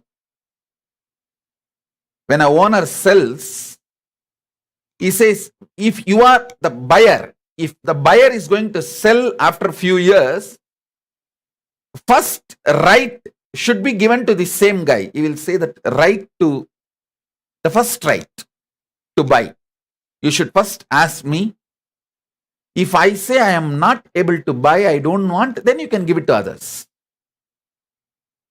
Same way, during your decision making process, always keep the unclutching or keeping quiet as the first option. During every agitated moment, every depressed moment, every painful moment, every moment of suffering, keep this as a first option. What is that? Keeping quiet. Silence. Keep that as a first option. I tell you, many times, keeping quiet or patience is best productive strategy during wars, crisis, and many situations in your life. Only if you feel that keeping quiet is not going to work and you really need to do something, do. Otherwise, keep keeping quiet as the first option. I tell you, most of the time, just because you can't keep quiet, your inner restlessness, wrong reasoning out, pushes you to do something. You do something and end up spending years or your whole life cleaning up that mess.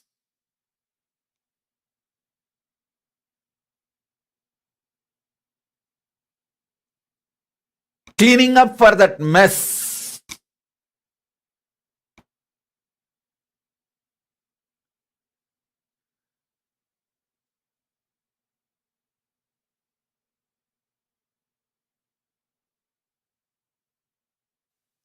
Reason out that you are Paramashiva.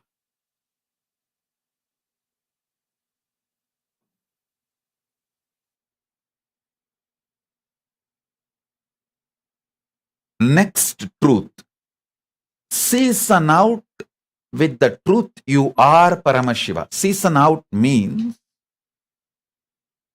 even when you go through ups and downs, success and failures, good and bad, right and wrong,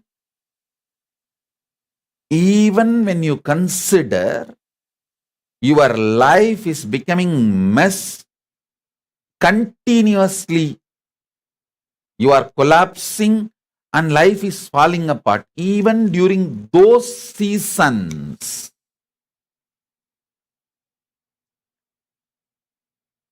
hold on to the truth you are Paramashiva and look from that powerful cognition you are Paramashiva and operate.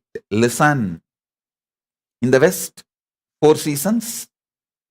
In Hindu tradition, it is always 6 seasons. Shat Rutu, we call it 6 seasons. All Shat Rutus, all 6 seasons. Sit yourself with the powerful cognition you are Paramashiva and go on operating from that. Please understand, in Hindu tradition, when you manifest Archavatara means making a stone idol into God.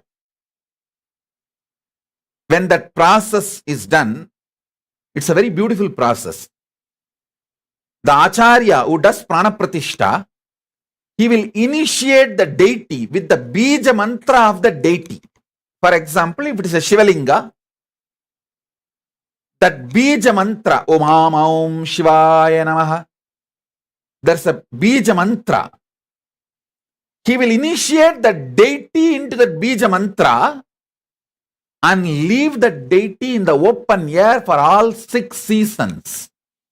The deity has to be with the Bija mantra sitting all 6 seasons. After all the 6 seasons in the open air, if there is no crack in the deity, it is ready for the next Prana Pratishta process. Seasoning out.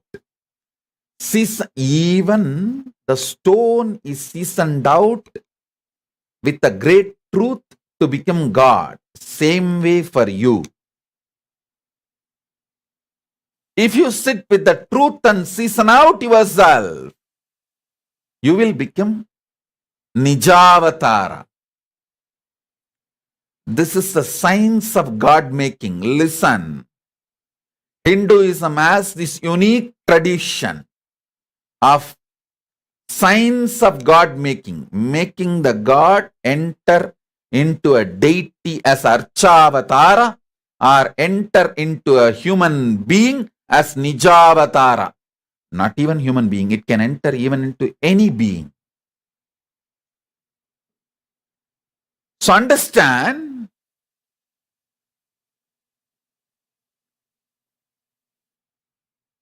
sit with this truth. You are Paramashiva for all 6 seasons, Shat Rutus. That is what I call seasoning out.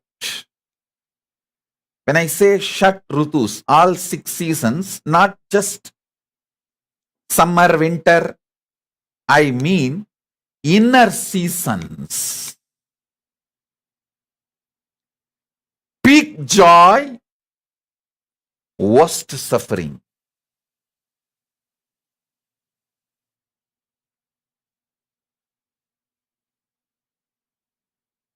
In all various moods, season out yourself with this truth. Listen. In one frequency, what you feel as peace becomes good in the next frequency. Actually, from peace only all auspiciousness starts. That's why all Vedas, after they utter the ultimate sound Om, the next word they utter is Om Shanti Shanti Shanti. All Veda mantras conclude with this Shanti. Begin with this Shanti. Because from peace only, all the auspicious things can grow. From peace, the peace in the next level frequency becomes feel-good feeling. Then next level frequency, it becomes pleasant. Then next level frequency, it becomes joy. Then next level frequency, it becomes ecstasy. Then next level frequency, it becomes bliss. Then next level frequency, it becomes eternal bliss. Whether this season of goodness or the seasons of bad. I think bad I don't need to explain much. All of you know. Only good I need to explain so much. In all seasons, decide to stick to Paramashivatva. Operate from that. Reason out, season out,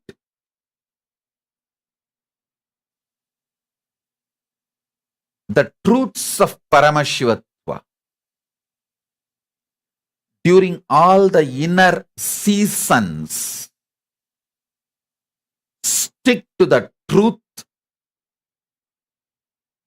or truths of Paramashivatva. All the constitutional rights given to you, the First Amendment of the Cosmic Constitution,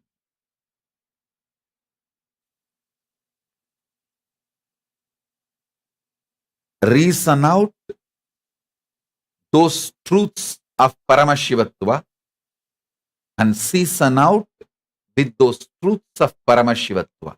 Listen. I gave you one example, how I look at my life. The first line itself is a climax. After that, everything told is only a flashback, justification for the climax.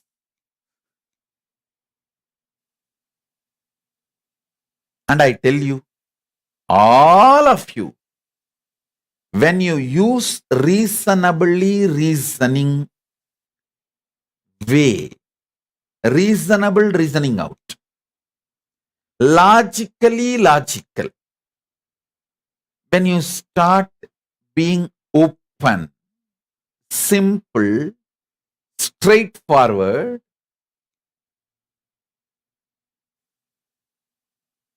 with your life,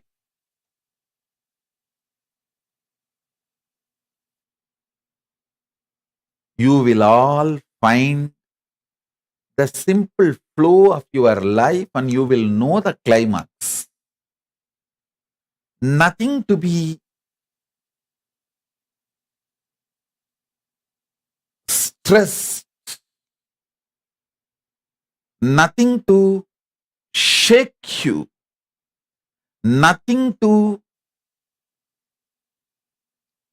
make you collapse or nothing to make you move away from your conscious existence. In Tamil, there is a beautiful statement. Tannilai thalamayum thalndakkal uyir vazhamayum manam enapadum. Means not losing out of your consciousness, your first person's integrity.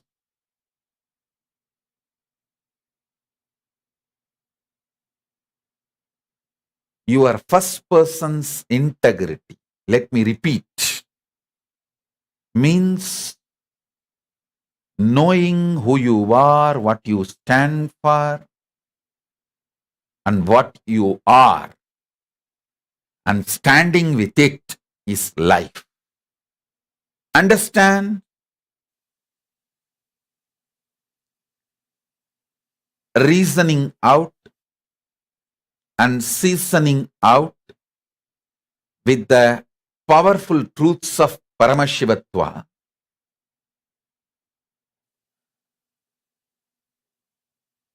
Next is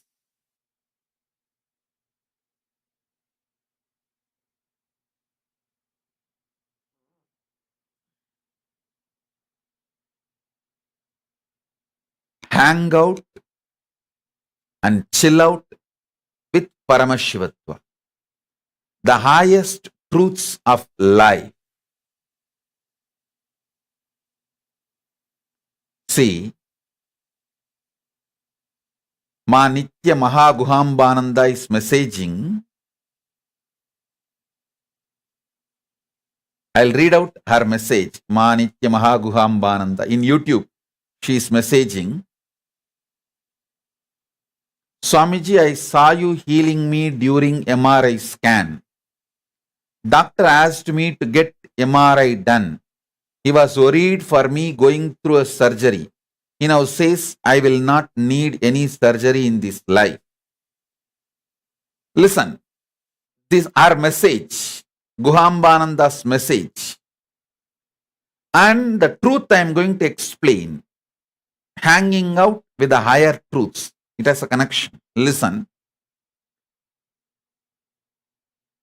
Mahaguhambananda, she has certain feeling connection, devotion, Guru Bhakti. Even when doctor says she need MRI scan, even when she is going through the MRI scan, she was hanging out with me, not with her insecurities and fears. That is what I call build Guru Bhakti when you can. It will be useful when you can't. Build Guru Bhakti when you can. It will be useful when you can't.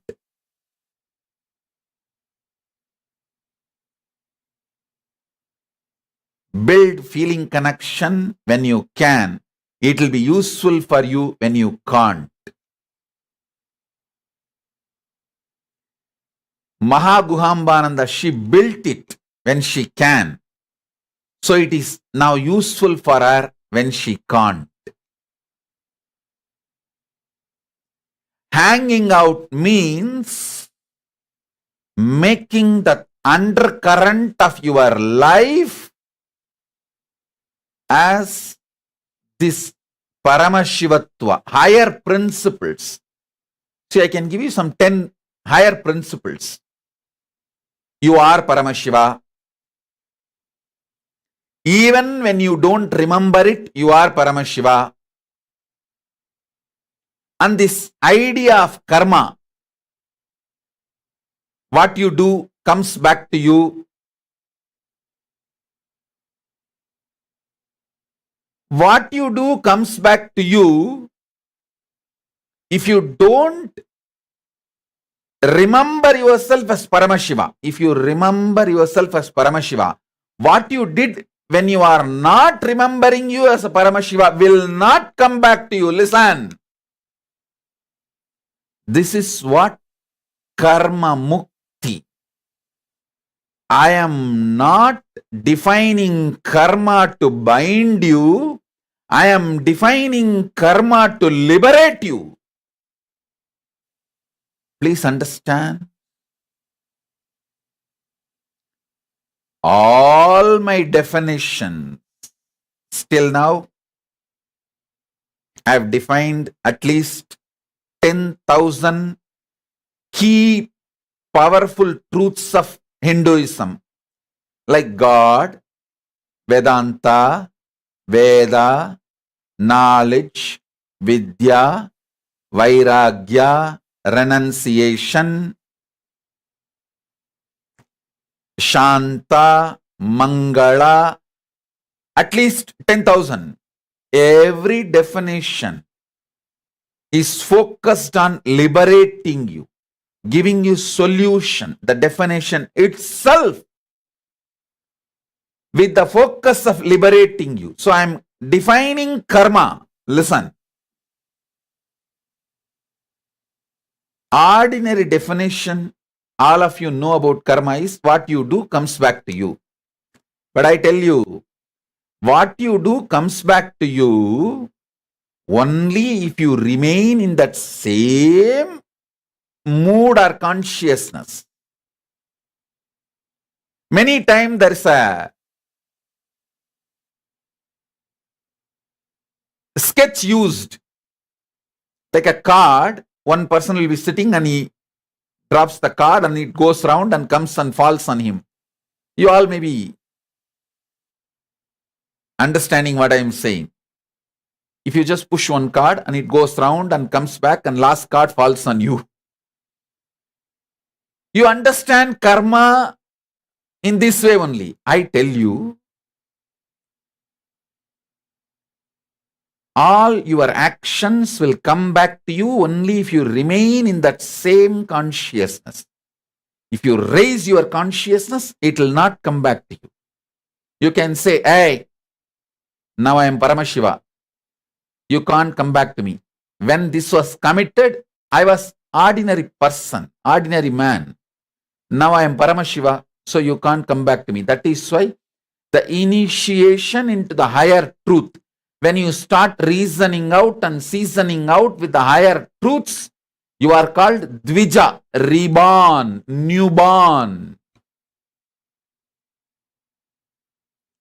Understand the second truth about life, karma. No karma affects you if you raise your consciousness. The action done in certain consciousness, inner space, only that inner space suffers the reaction. If that inner space is evolved, the reactions don't come to you. The reactions don't come to you. Reason out this great truth. Season out with this great truth. Listen.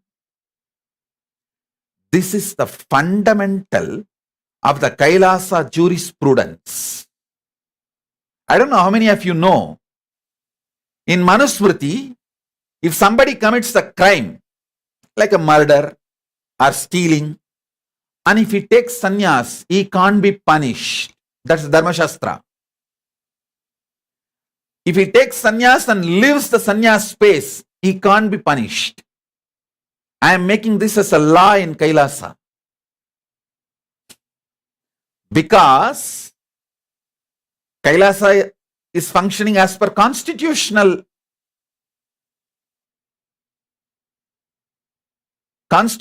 the cosmos.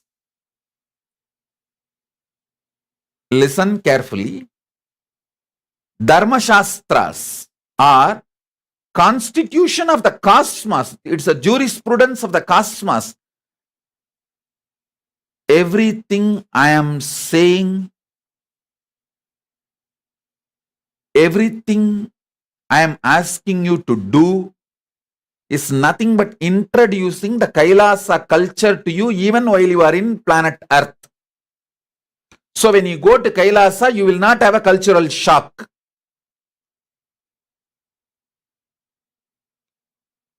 So many people asked me, when I went to US, first time when I went to US, I think I was 25. 2003, I went to US first time.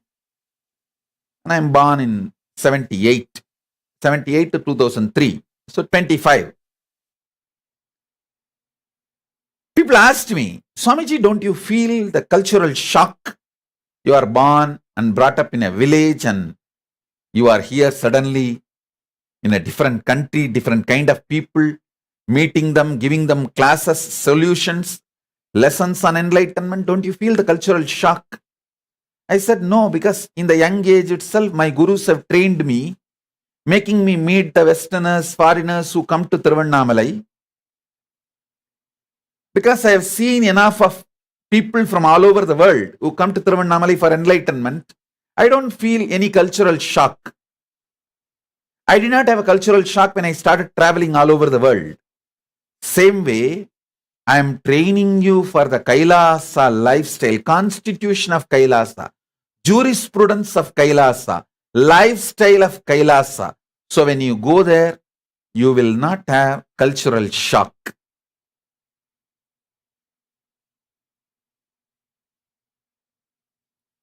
You know the traffic rules of Kailasa. Listen, karma as per the cosmos is the inner space which committed the karma gets the karma back. If you have changed, evolved with a higher inner space, you will not have that karma. You will not have that suffering. This great truth, reason it out, season it out, you will really see how whatever you may go through in your life,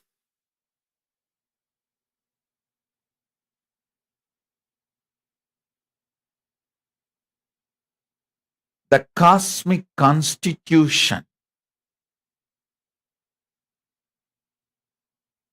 still holds good anywhere you may live. If you reason out and season out with this great truth,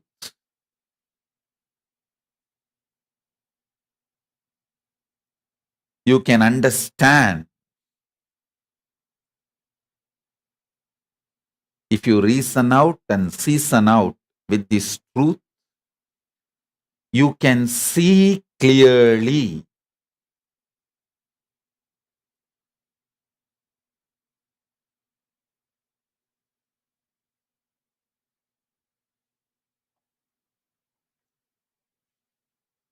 Whenever you raise your consciousness, the effects of your old karma does not touch you, doesn't impact you. I have a sketch to show you.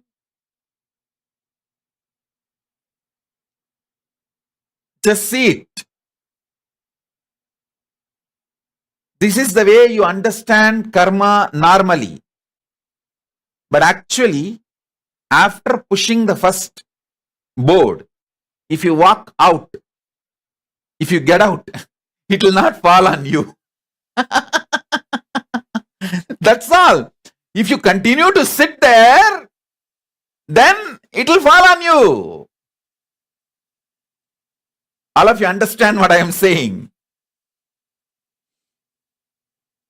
Usually, this is the picture shown to you to explain karma. What goes comes around. If you are stupidly sitting and shitting in that same place with the same inner space, if you have a simple intelligence, shift your cognition. Start reasoning out and seasoning out and hanging out and chilling out with the higher truths. You will not get the karma back to you. You will not get the results of the action done by you. So understand this. This is the usual picture given to all of you to understand about the karma. If you sit after pushing the first board or the first brick, if you continue to sit and shit in the same place, the last brick will fall on you. But if you shift your inner space, the last brick will not fall on you. What goes comes around. But if you are not sitting in that round, it will not come back to you. It will not come back to you.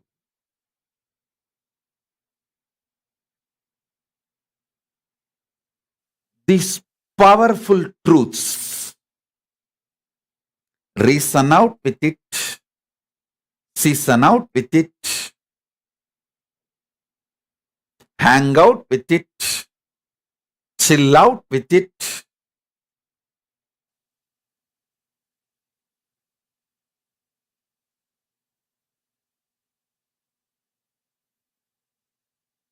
You will manifest Paramashivatva. First thing, understand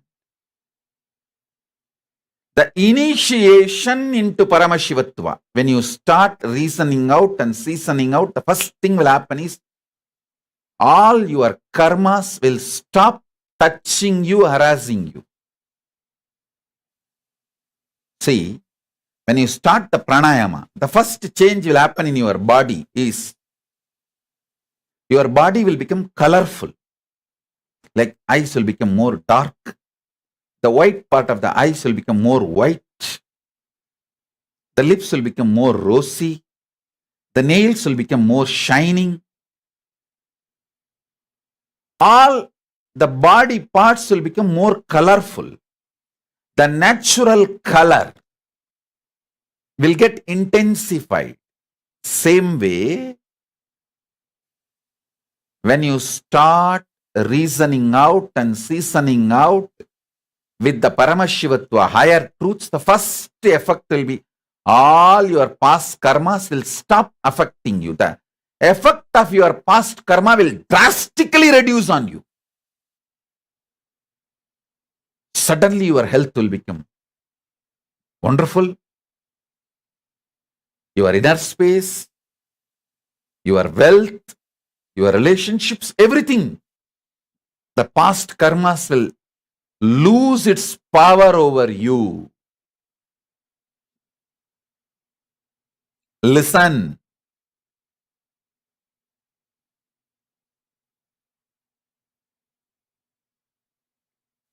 Listen intensely and contemplate.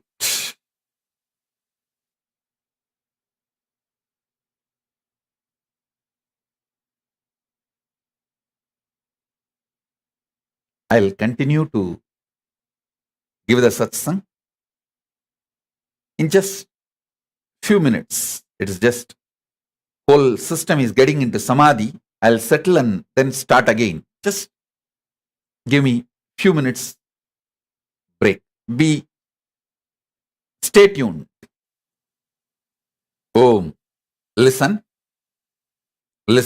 Sorry for the spiritual glitch. I can't call it technical glitch. And actually, spirituality is not a glitch. It's like a... So, sorry for the glitch. Listen.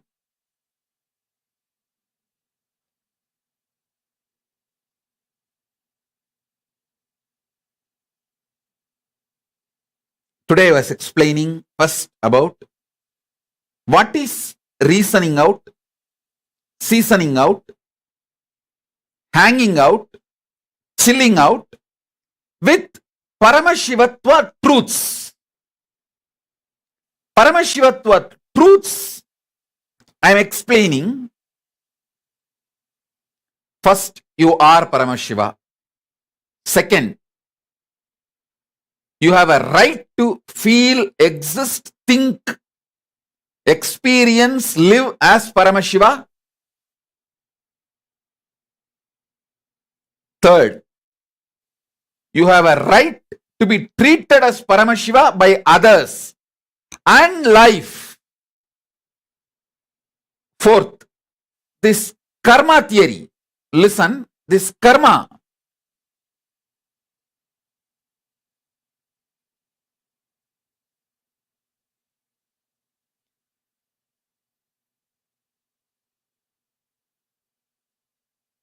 The results of your karma will come back to you Only if you continue to stay in the same inner space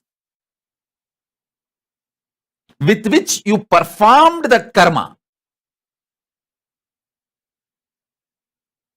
If you raise your inner space, the effects of the karma you performed while you were in the lower space does not come to you.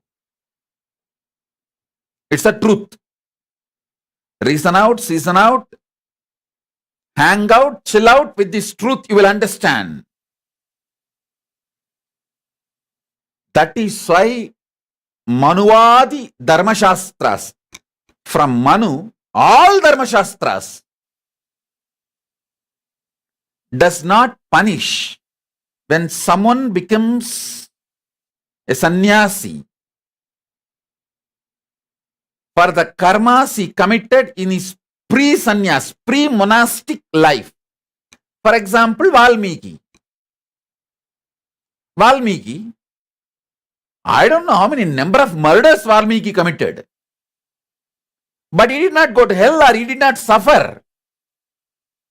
Once he raised his consciousness with the initiation of Narada, his whole karma did not come back to him. Arunagirinathar. He was not only womanizer and he has done everything possible. Nothing came to him after he got initiated by Subramanya. All the karmas did not come back to him when he was initiated by Subramanya, when his inner space changed. I can give you the huge list. Next thing, listen. When you start reasoning out and seasoning out and hanging out with the Paramashivatva truths, extraordinary confidence about life, exorbitant positivity, love for life will manifest. From that love for life only, you become non-violent. You understand the value of life.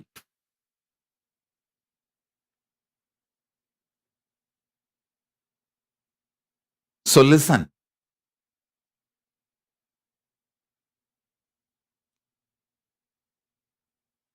Understanding the value of life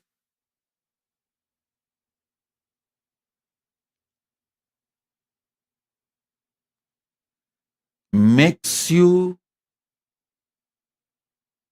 fulfilled, successful in anything you do.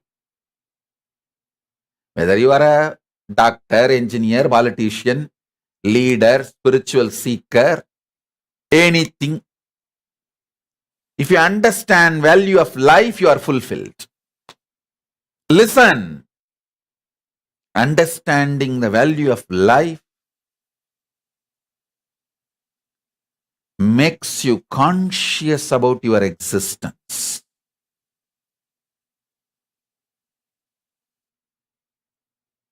So I'll continue in further satsangs. Now, the homework for today, watch this satsang again, at least 2 times, and sit and pen down, reason out every truth I revealed with the right way of reasoning. With the right way of reasoning. Understand?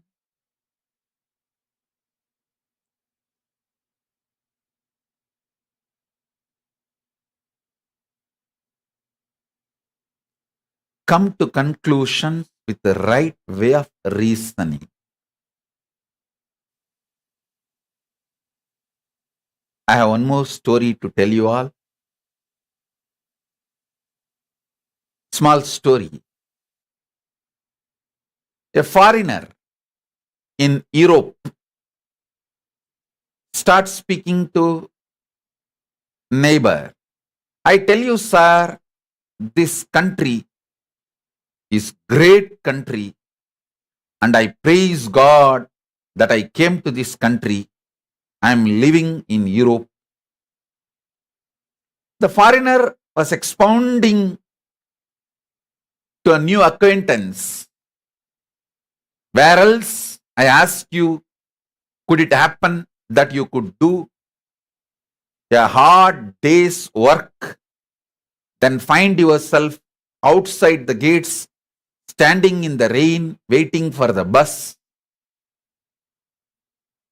The guy intruded, was listening. He said, "You call that great?" Man said, but wait now. A big black limousine pulls up, and the boss opens the back door and says, "It's a hell of a night to be out in the rain. Why don't you come in here and warm up?" And when you are inside, he says, "That coat is awfully wet. Let me buy you a new one." All right. And after he has bought you a coat, he asks where you live and says, "That's a long drive on a night like this. Why not come to my house?" So he takes you to his big mansion and gives you a big meal and a few drinks and a warm bed for the night and a hot breakfast and ride back to the work. I tell you, this is the great country. It would never happen to me in any other country. The guy asks, "And it happened to you here?" The acquaintance asked skeptically. This fellow says, "No, but it happened to my sister." Think through. Even if you miss the joke, don't miss the laughter. And if you miss the joke now, listen to the satsang again. Maybe in the late night or tomorrow morning. When you get your ride back, you will get the joke. And come back for the next satsang. I'll give you more powerful cognitions and truths. So with this, I bless you all. Let's all radiate with integrity, authenticity, responsibility, enriching, causing, living Shuddhatvaita Saivam. The state, space, powers, being, superconsciousness, and KAILASA of Paramashiva. Om Paramashivoham Nithyananda Paramashivoham Maha KAILASA of Paramashiva. Paramashivoham Om Nithyananda Paramashivoham. The eternal bliss Nithyananda. Thank you. Be blissful.